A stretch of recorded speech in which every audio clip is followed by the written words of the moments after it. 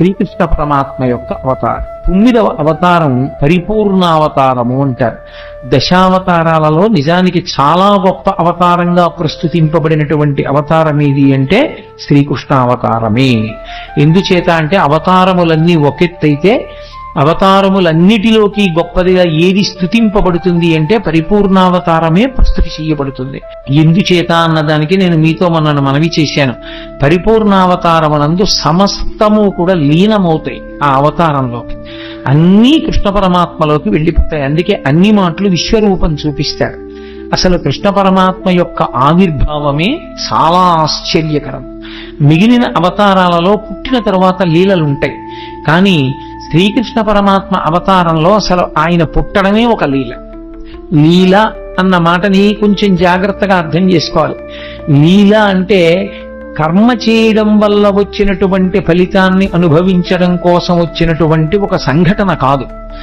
పరమేశ్వరుడు తనంత తాను కల్పించుకుని లోకానికి ఒక పాఠం నేర్పడం కోసమని చేసినటువంటి క్రియ. అంటే మీకు నేను ఒక ఉదాహరణ చెప్పాలి అంటే, నేను ఇవాళ మీ ముందు ఇలా మెళ్ళో పూలదండ వేసుకుని కూర్చోవడానికి శాస్త్రంలో గతంలో నేను చేసిన కర్మ ఏదో ఫలితంగా ఉంటుంది. కాబట్టి నాకు ఇవాళ ఈ విషయం మీద ప్రసంగించడానికి పరమేశ్వరుడు ఒక అధికారం ఇస్తాడు. అలా ఇప్పుడు కోటేశ్వరరావు గారు లీల చేశారండి అనకూడదు. లీల ఉండదు. గతంలో చేసుకున్న పాపపుణ్యములను బట్టి నేను ఇప్పుడు ఈ పని చేస్తున్నాను.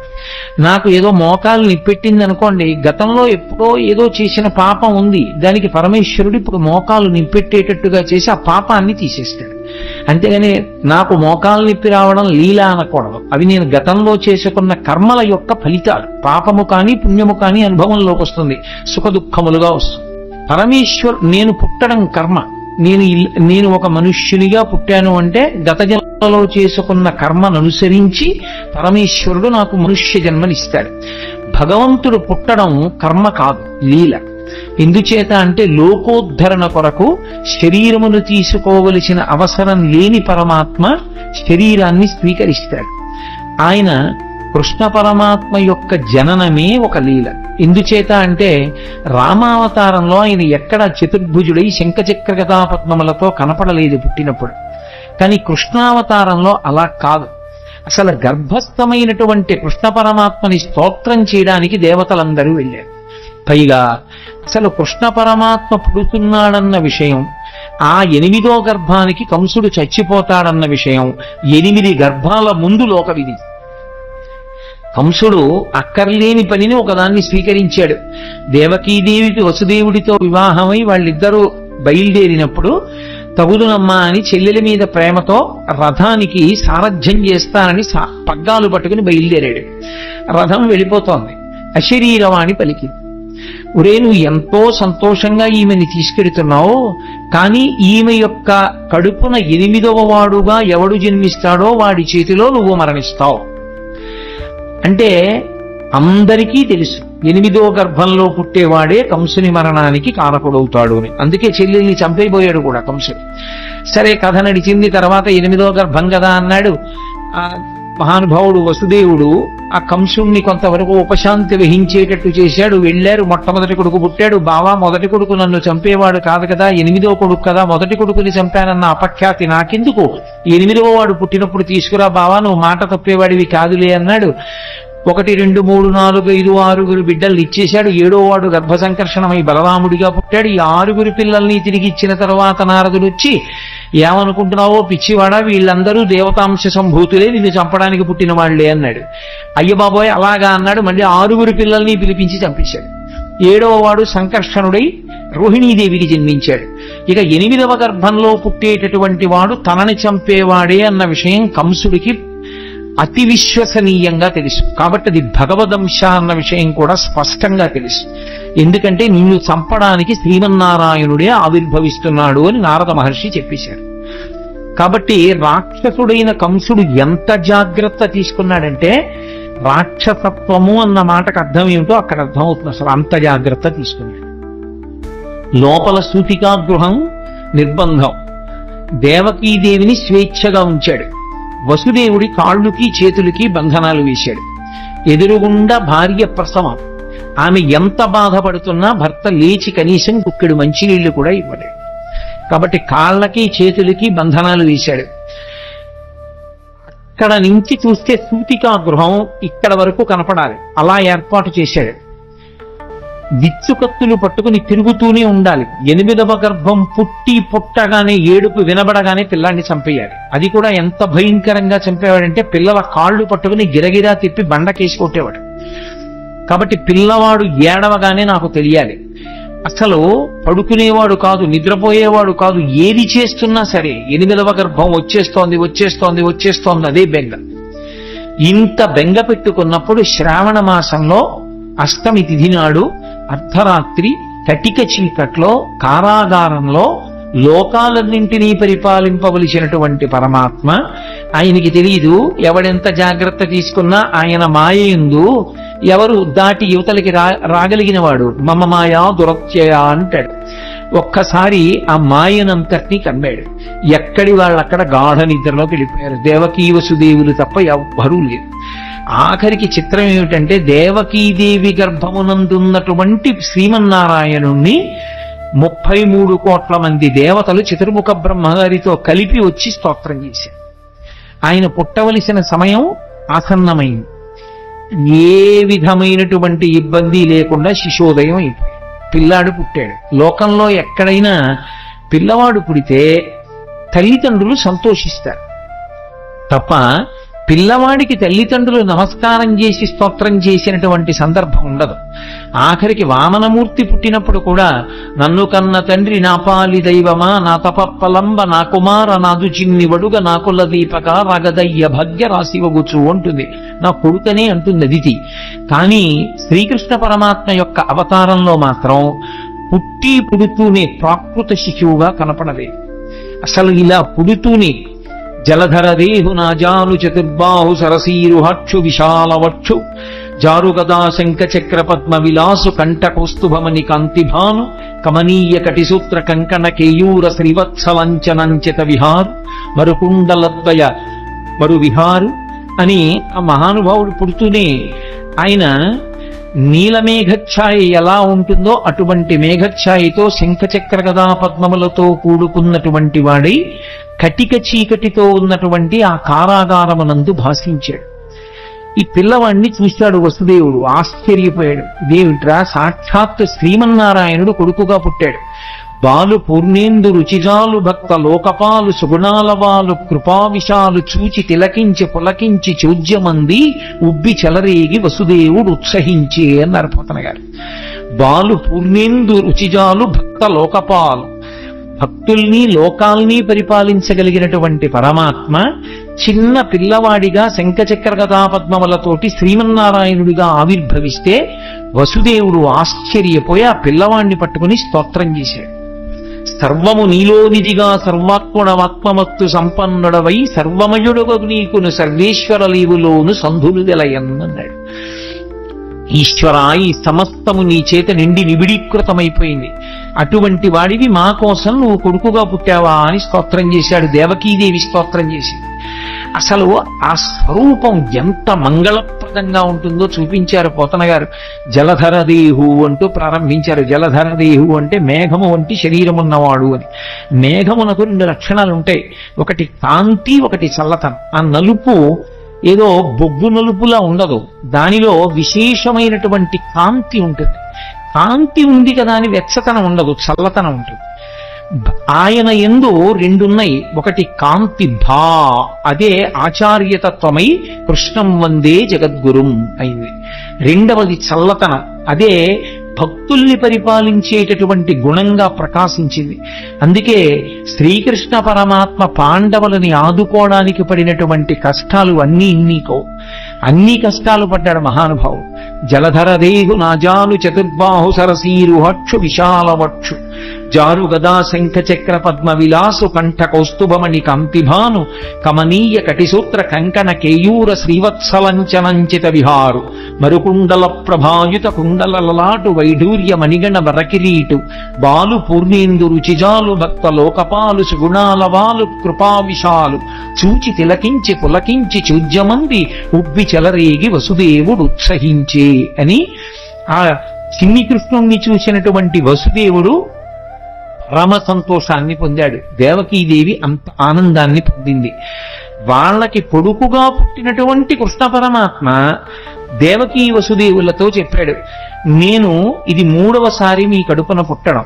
ఏ తల్లిదండ్రులు కన్నారో ఆ తల్లిదండ్రులకు తెలియదు. ఏ పిల్లవాడు పుట్టాడో ఆయన తల్లిదండ్రులతో చెప్తున్నాడు. ఇది లోకంలో ఎక్కడా జరగదు. అంత విచిత్రమైనటువంటి లీల. తల్లిదండ్రులు ఎక్కడైనా మా కొడుకని వాళ్ళకి తెలుస్తుంది. పిల్లవాడికి నేను వీళ్ళ బిడ్డన్నన్న విషయం కూడా వాడికి తెలియదు. వాడిని నిజంగా పొత్తిళ్లలోనే ఇంకోళ్ళు తీసుకెళ్లి పెంచారనుకోండి, ఎవరు పెంచారో వాళ్లే తల్లిదండ్రులు అనుకుంటాడు వాడు. అటువంటిది ఈ చిన్ని కృష్ణుడు దేవకీ వసుదేవులకు చెప్పాడు. ఎందుకని? పరమాత్మ స్వరూపం గనక. నేను 3వసారి మీ కడుపున పుట్టాను. ఒకసారి ఈయన పేరు కృష్ణి, నీ పేరు కృష్ణి దేవకీదేవి, ఆయన పేరు సుతపుడు వసుదేవుడు. మీ ఇద్దరు నా గురించి 12,000 దివ్య సంవత్సరములు తపస్సు చేశారు. నేను మీకు ప్రత్యక్షమయ్యాను. ఏం కావాలని అడిగాను. నీలాంటి కొడుకు కావాలన్నారు. మీరు మోక్షం అడగలేదు. నాలాంటి కొడుకు నేను తప్ప ఇంకొకడు లేడు. అందుకని నేనే మీ కడుపున 3 మార్లు పుడతానని వరమిచ్చాను. ఆ జన్మలో మీకు కృష్ణి గర్భుడు అన్న పేరుతో పుట్టాను. వేరొకసారి మీరు మరిచిపోయినా నేను మర్చిపోలేదు. మీరు కశ్యప ప్రజాపతి అదితిగా ఉండగా వామనమూర్తిగా పుట్టాను. 3వ మాట ఇదే చిట్ట చివరిసారి మీ కడుపున నేను పుట్టడం. ఇది 3వసారి పుట్టాను. ఈ జన్మలో నా పేరు శ్రీకృష్ణుడు అని పిలుస్తారు. మీరిద్దరూ దేవకీ వసుదేవులని పిలవబడ్డారు. ఈ 3వ జన్మలో నేను శ్రీకృష్ణ పరమాత్మగా మీ కడుపున ఆవిర్భవించినప్పుడు చేసినటువంటి లీలల్ని మీరు నిరంతరం స్మరించిన కారణం చేత మీ మనసుని పట్టినటువంటి పాపరాశి ధ్వంసమై ఇక మళ్లీ పుట్టవలసిన అవసరం లేని పునరావృత్తి రహిత శాశ్వతమైనటువంటి శివసాయుజ్య స్థితిని మోక్ష రూపంలో మీరు పొందుతారు. కాబట్టి నా లీలను స్మరించడమే మీకు ఉత్తమోత్తమైనటువంటి లక్షణం అన్నాడు. పరమాత్మ ఆ జన్మలో వాళ్ళకి పిల్లాడిగా పుట్టి కూడా నేను మీ దగ్గర పెరగను. ఓ వసుదేవా, నువ్వు నన్ను తీసుకుని తల మీద పెట్టుకో. తెలుగు భాగవతంలో అయితే ఆంధ్ర భాగవతంలో గుండెల మీద పెట్టుకున్నాడు అని. నన్ను తీసుకుని ఈ అంతఃపురం నుంచి బయటికి వెళ్ళిపో. రాజ్యానికి సరిహద్దులో యమునా నది ప్రవహిస్తోంది మధురా నగరం దగ్గర. ఆ యమునా నది త్రోవ ఇస్తుంది, దాటి నందవ్రజానికి చేరుకో. నందవ్రజంలో ఇదే సమయానికి యోగమాయ పుట్టింది. అందుకే నారాయణ నారాయణి అన్నా చెల్లెళ్ళు పార్వతీదేవి శ్రీ మహావిష్ణువు. యోగమాయ పుట్టి ఉన్నది.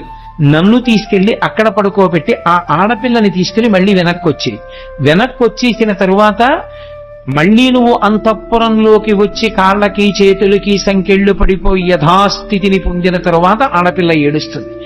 ఏడిచిన తరువాత కంసుడు లేస్తాడు. కాబట్టి నన్ను తీసుకెళ్లి నందవ్రజంలో విడిచిపెట్టాయి అన్నాడు. సరేనన్నాడు. ఆ పిల్లవాడిని తీసుకున్నాడు. బయటికి బయలుదేరాడు. ఆశౌరికి తెరవసగెను ప్రకాశోద్భత తుంగ భంగ కలిత ధరాసాకాశయగు యమున మును సీతేశునకు పయోధి త్రోవ ఇచ్చిన భంగిన్నన్నారు పోతన గారు.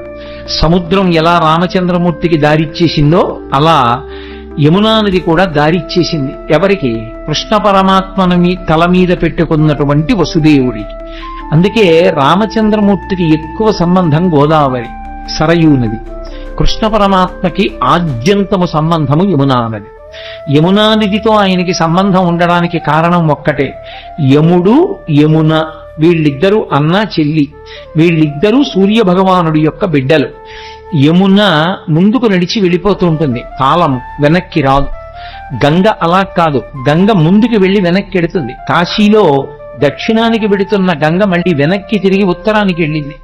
గంగ దక్షిణానికి వెళ్ళింది అంటే జనన మరణ శోక సంసార స్వరూపం. ఉత్తరానికి తిరగడం అంటే మృత్యువునంత పోగొట్టగలిగినటువంటి పరమేశ్వర స్థానాన్ని, కైలాసాన్ని చూడడం. అక్కడ తిరిగింది కాబట్టి ఉత్తరానికి కాశీపట్టణంలో ప్రవహించేటటువంటి గంగకి ఒక ప్రత్యేకమైనటువంటి ప్రాముఖ్యత ఏర్పడింది. అందుకే కాశీగంగా అంటూ ఉంటారు. యమున అలా కాదు, ముందుకే వెడుతుంది. అందుకే యమున కాలస్వరూపం. యమునని దాటలేరెవరు. కాలాన్ని దాటడం ఎవరికి సాధ్యం కాదు. కాలమును దాటేశాడు అంటే ఇక పుట్టడు అని గుర్తు, మోక్షాన్ని పొందాడు అని. కాలమునందు పడిపోయి మళ్ళీ కాలమునందు పుడుతూ ఉంటాడు. పునరపి జననం పునరపి మరణం పునరపి జననీ జఠరేశయనం. కానీ ఎవరు కృష్ణ పరమాత్మని తలయందు ధరిస్తారో వారు మాత్రము కాలము దారిచ్చేస్తుంది. అంటే ఇక వాళ్ళు పుట్టవలసిన అవసరం ఉండదు. అందుకే రాసలీల కూడా ఎక్కడ చేస్తాడు అంటే యమునా నది ఒడ్డునే చేస్తాడు. రాసలీల అంటే ఏదో ఒళ్ళు కొవ్వెక్కి ఆడవాళ్లతో కలిసి ఆడినటువంటి క్రీడ కాదది. రాసలీల అంటే ఎంతమంది జీవులు తరించడానికి సిద్ధంగా ఉన్నారో, ఎంతమంది ఆ భక్తి పరిపక్వతని పొందారో, అంతమంది పరమాత్మ యొక్క బ్రహ్మానందాన్ని అనుభవించేటటువంటి స్థితిని భాగవతంలో రాసలీలా ఘట్టంగా తీసుకొచ్చారు. అందుకే అంగనామంగనా మంతరే మాధవం అంటాడు లీలాశుకుడు. ఇటు పక్కన ఒక అంగన ఇటు పక్కన ఒక అంగన ఉంటే మధ్యలో కృష్ణుడు ఉంటాడు. కృష్ణుడికి మధ్యలో అంగన ఉంటుంది. అంటే ఎంతమంది జీవులు బ్రహ్మానంద స్థితిలో ఉంటారో అంతమందిని బ్రహ్మానంద స్థితిలో పరమేశ్వరుణ్ణి అనుభవిస్తూ ఉంటారు. ఆ స్థితిని ఆవిష్కరించేటటువంటి అద్భుత ప్రక్రియ రాసలీల. అది కాలాతీత స్థితిని చూపిస్తుంది. కాబట్టి యమున ఒడ్డునే చేస్తాడు కృష్ణ పరమాత్మ. అంతటి మహానుభావుడు. అదే ఆయనలో ఉన్నటువంటి మెరుపు. అందుకే కృష్ణుని యొక్క లీలలను అర్థమై తెలుసుకుంటే జ్ఞానము కలుగుతుంది. ఒకవేళ వాటి లోపల ఉన్న విశేషం తెలియకపోయినా పరమభక్తితో కృష్ణలీలల్ని విన్నంత మాత్రం చేత ఒక లక్షణం కలుగుతుంది. అది మీరు తెలిసి వినండి, తెలియక వినండి. మీరు మనసు మాత్రం ఆర్ద్రతతో సంస్కారవంతంగా భక్తితో ఆ లీలల్ని వింటే, కృష్ణ పరమాత్మ యొక్క స్పర్శ మనసుకి తగిలితే, ఆయన తగలగానే పాపమంతా కూడా తొలగిపోతుంది. అందుకే కృష్ణలీలల్ని ఎందుకంత గొప్పగా చెప్పుకుంటారు లోకంలో అంటే, కృష్ణలీలలు మనసుకి తగిలితే, మనసుకి కృష్ణుడితో సంపర్కం ఏర్పడితే అది పాప దాహకత్వానికి కారణమవుతుంది. అందుకు మహానుభావుడు అన్ని లీలలు చేశాడు. అది ద్వాపర యుగంలో జరిగింది. కలియుగంలోకి వచ్చేటప్పటికి భాగవతం పేరుతో వాటిని వింటాం. అందులో ప్రధానమైనటువంటివి జారలీల, చోరలీల. మీరు చూడండి, జారలీల అంటే సాధారణంగా ఎప్పుడు స్మరిస్తారంటే రాత్రి వేళ స్మరిస్తారు. ఏదో కృష్ణుడు ఇంతమంది గోపికలతో తిరిగాడని. చోరలీల అంటే తెల్లవారగానే స్మరిస్తారు. ఏదో పక్కింట్లో లేకపోతే పక్క సందులో కుక్కలు ఎక్కువ మురిగాయి అనుకోండి, ఏమిటి రాత్రి కుక్కలు అన్ని మురిగాయి, ఏమైనా దొంగతనం జరిగిందా అంటారు. చోరలీల తెల్లవారుజామున స్మరింపబడుతుంది, జారలీల రాత్రి స్మరింపబడుతుంది. నిందాపూర్వకంగానైనా సరే కృష్ణుడు రాసలీల చేశాడు అని రాత్రి స్మరించిన, నిందాపూర్వకంగానైనా సరే కృష్ణుడు దొంగతనం చేశాడని ఉదయం వేళ స్మరించిన, రాబోయే కలియుగంలో జారత్వము చోరత్వము ఈ రెండిటి గురించి ఎక్కువ మంది చదువుకుంటారు, ఎక్కువ మంది మాట్లాడుకుంటారు. తెల్లవారి లేచి పేపర్ తీస్తే ఏముంటుంది? ఎవడు ఎత్తుకుపోయాడు, ఎవడు చట్టాన్ని పాడు చేశాడు, ఈ విషయాలే ఉంటాయి. దొంగతనాలు కావేమిటి అవన్నీ? అవి చదువుకుంటే పాపం. కనీసం దాని మీద అనురక్తి కొద్దీ కృష్ణుడి యొక్క చోరలీల చెప్పుకుంటే, కృష్ణుడు చేసిన దొంగతనం అని మాట్లాడినా సరే అది మోక్షానికి కారణం. రాత్రి జారలీల మాట్లాడుకుంటే కృష్ణుడు జారుడన్నా సరే ఆయనకేం బెంగలేదు. కానీ కృష్ణ అన్న మాట ఎత్తారు కాబట్టి అది పాపాన్ని దహింపచేస్తుంది. అందుకే అసలు ఆయన పేరే కృష్ణ. కృష్ణ అంటే నిరతిశయ ఆనంద స్వరూపుడు అని అర్థం. అది నిరతిశయ ఆనందం. ఆ ఆనందంలో ఇంకా ఎక్కడా కూడా దుఃఖ స్పర్శ అనేటటువంటిది ఉండదు. అంత మహాద్భుతమైనటువంటి అవతారం శ్రీకృష్ణావతారం. అటువంటి శ్రీకృష్ణావతారం యమునా నదితో ఎక్కువగా సంబంధాన్ని కలిగి ఉంటుంది. అందుకే మళ్ళీ ఒకసారి వెనక్కి రండి. వసుదేవుడు చెప్తే ఆ కృష్ణ పరమాత్మని తల మీద పెట్టుకుని వసుదేవుడు బయలుదేరి వెడుతుంటే యమున దారిచ్చింది. యమున దారిచ్చింది అన్న మాటకు అర్థం ఏంటంటే కాలము దారి విడిచిపెట్టేసింది అని. ఎవరికి కృష్ణుడు తల మీద ఉంటాడో వాడికి కాలము దారి విడిచిపెడుతుంది. నందవ్రజానికి వెళ్ళాడు. ఏమి ఎందుకు ఉండకూడదు మధురానగరంలో? మధురానగరంలో కృష్ణుడు ఉండడు. ఎంతకాలం ఉండడు? కృష్ణుడు ఎంతకాలం ఉండడు అంటే కంసుడున్నంత కాలము కృష్ణుడు ఉండడు. కంసుడు మధురని విడిచిపెట్టేస్తే, కంస సంహారం అయిపోతే కృష్ణుడు మధురలోనే ఉంటాడు. కంసుడు మధురని పరిపాలించినంత కాలం కృష్ణుడు నందవ్రజంలో ఉంటాడు. దాని అర్థం ఏమిటంటే మధ్యలో యమునా నది ఉంటుంది. నందవ్రజంలో ఉండడము అన్న మాటకు అర్థం ఏమిటంటే ఎప్పుడూ భగవద్భక్తితో అరమరికలు లేకుండా సంతోషంగా ఉండేటటువంటి వాళ్ళు సద్గుణోపేతులు ఎక్కడున్నారో అక్కడ భగవానుడు ఉంటాడు తప్ప కామంతో ఉండేటటువంటి వాళ్ళు, ఎప్పుడూ కోరికలతో ఉండేటటువంటి వాళ్ళు ఉన్న చోట భగవానుడు ఉండలేడు. అందుకే మధుర అంటే తీయనైనది అని, మధురమైన తలంపులతో కంసుడు గత జన్మలో కాలనీమి కోర్కెలతో వెంపర్లాడుతూ కంసుడు మధురని పరిపాలించినంత కాలం కృష్ణుడు ఉండడు, నందవ్రజంలో ఉంటాడు. కంస సంహారం అయిపోతే అదే కృష్ణుడి చేతిలో కంసుడు మడిసిపోతే మధురానగరంలో ఉండిపోతాడు. అప్పుడు ఆ మనసు పవిత్రం, కంసుడు లేని మనసు పవిత్రం. మీరు ఎక్కడ అన్వయించేయండి అంతే. అందుకే కాముడు ఉన్న చోట రాముడు ఉండడు అంటారు. కామకోటికి రామకోటికి తేడా ఏమి అని వారు పరమాచార్య స్వామి. కాబట్టి కాముడున్న చోట రాముడు ఉండలేడు, ఆయనకి చోటు ఉండదు అక్కడ. రాముడున్న చోట కాముడు ఉండే అవకాశం ఉండదు. భగవత్తత్వమునందు రమించే హృదయంలో కామానికి చోటు లేదు. భగవత్తత్వంలో రమించడానికి అవకాశం లేని చోట కాముడు మాత్రమే ఉండే అవకాశం. అందుకే కాముడు రాముడు, కృష్ణుడు కంసుడు, ఇవి రెండు ఎప్పుడు ఒకరుంటే రెండవ వారు ఉండరు. ఆఖరికి మాత్రం భగవంతుణ్ణి నమ్ముకున్న భక్తుడికి మాత్రం ఎప్పుడో అప్పుడు కంస సంహారమో కామ సంహారమో చేసి కృష్ణుడో రాముడో హృదయంలోకి వచ్చి నిలబడడం మాత్రం ఖాయం. ఆ భక్తి మాత్రం ఉండాలి.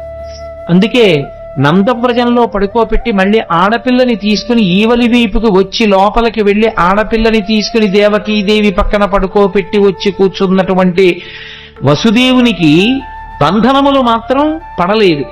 మళ్లీ తలుపులు వేసేసుకున్నాయి, గొలుసులు పడిపోయాయి, తాళాలు పడిపోయాయి, అన్నీ పడిపోయి అందరూ నిద్రపోతున్నారు. సంకెళ్ళు పట్టుకోలే. అవెందుకు పట్టుకో అంటే పదముల సంఖ్యలు నిడుకుని మదితలచుతు సూరసుతుడు ముందరువోలెన్ కుదురుకొను రీతి దేహమున కదిలించుతు నూరకుండే గురువర తంబున్న నరపోతనగా. ఈసారి బంధనాలు ఆయనే వేసుకున్నాడు వసుదేవుడు, అవి తగులుకోలేదు. దాని అర్థం ఏమిటంటే ఒక్కసారి శ్రీకృష్ణ పరమాత్మని శిరస్సునందు ధరించిన తరువాత, ఆ జ్ఞానం ఆవిర్భవించిన తరువాత సంసారమునందున్నట్టుంటాడు తప్ప ఇక సంసారమునందు లేనివాడు. అందుకే ఇక బంధనములు మాత్రం తగులుకో వసుదేవుడికి, బంధనములను తాను తగిలించుకున్నాడు. అంటే సంసారమునందున్నవాడిలా ఉంటాడు. అందుకే అసలు కృష్ణ పరమాత్మ యొక్క జననమే గొప్ప లీల. అసలు కృష్ణ పరమాత్మ యొక్క జననం అన్నది బాగా అర్థమైతే వేదాంత రహస్యములు చాలా అర్థమైపోతాయి. అసలు మనుష్య శరీరము, ఆత్మ, సత్యాసత్య వివేకము ఇవన్నీ కూడా బాగా అర్థమవడానికి అవకాశం ఇచ్చేది ఏది అంటే శ్రీకృష్ణ పరమాత్మ యొక్క జననమే. అందుకే దాన్ని పరిపూర్ణావతారం అని పిలవడానికి కారణం అదే. ఒకవేళ అలా ఏమీ అర్థం కాలేదనుకోండి, దాని వలన వచ్చిన నష్టం ఏమీ లేదు. కనీసం కృష్ణుడు పుట్టాడు, అలా పుట్టగలడు అని నమ్మి వినగలిగితే చాలు, అది రక్షిస్తుంది.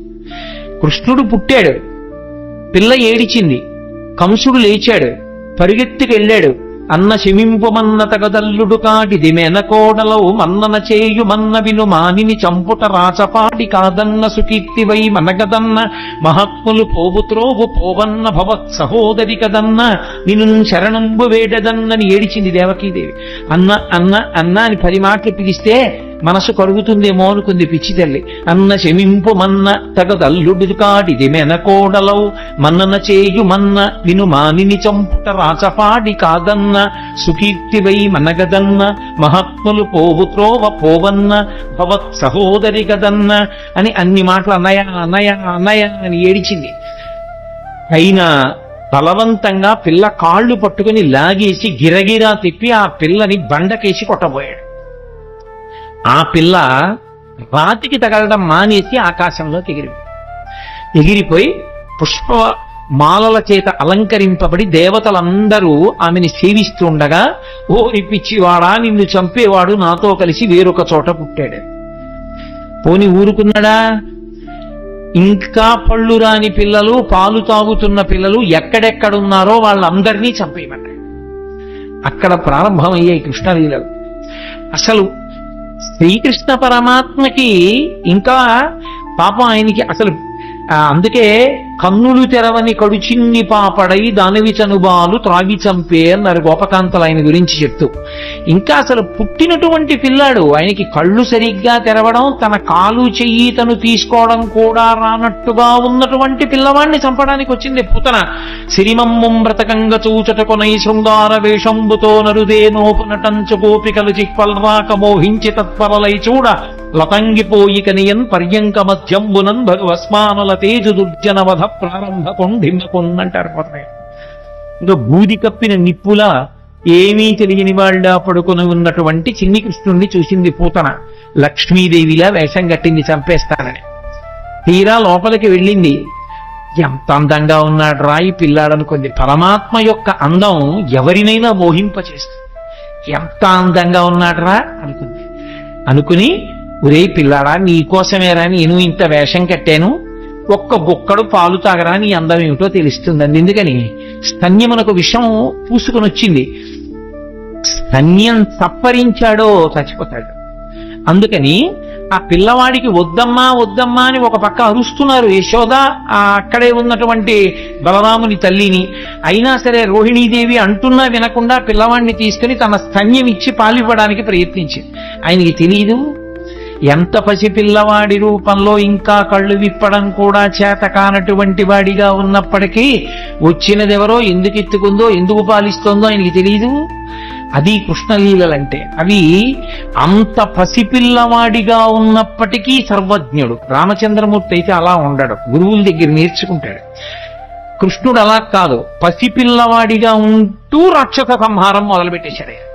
అందుకే ఆ లోకేశ్వరుడా చరాచర విభుండా బాల గోపాలుడా బాలధ్వంసరి గొంతు గంటిడి వెసన్ బాలెంత చందంబునన్ పాలిండ్లన్ విషమూని వచ్చుటమదిం చింతించి లోనవ్వుచున్ కాలంకేల కదల్పరాని కరణిన్ కన్మోడ్చి గుర్పెట్టుచున్ అన్నారు పోతన గారు. ఆ వచ్చినటువంటి పోతన విషాన్ని స్తన్యంలో పెట్టుకుని వచ్చిందని తెలుసు, తన్ని చంపడానికి వచ్చిందని తెలుసు. కానీ ఏమీ తెలియనటువంటి పిల్లవాళ్ళ కళ్ళు గట్టిగా మూసుకుని గుర్రు పెట్టి పిల్లలు, చంటి పిల్లలు నిద్రపోతున్నప్పుడు చిన్న గుర్రని చప్పుడు వస్తుంది. ఆ గుర్రని చప్పుడు చేస్తూ గాఢ నిద్రలో ఉన్నవాళ్ళ తన కాలు చెయ్యి తనకి కదపడం చేత కాని వాడిలా ఉన్నాడు. ఎందుకని పిల్లలకు అలవాటు ఉంటుంది, బొటనవేలు ఇక్కడికి తెచ్చి నోట్లో పెట్టుకోవాలని వాళ్ళ తాపత్రయం. కానీ వాళ్ళ చెయ్యే, వాళ్ళ నోరే, కానీ ఈ చెయ్యి ఇక్కడికి వెళ్ళదు. ఎందుకనంటే వాళ్ళకి ఆ బలం ఉండదు. లేక చెయ్యి ఇలా ఇలా ఇలా ఇలా పోతుంది, పోయి ఇక్కడ పెట్టుకుందాం అంటే ఇలా పోతుంది. అది పోయేటప్పటికి వాడు ఏదో ఇంకొకడెవడో వాడి చెయ్యి లాగేశాడన్నట్టుగా ఎడవడం మొదలు పెడతాడు.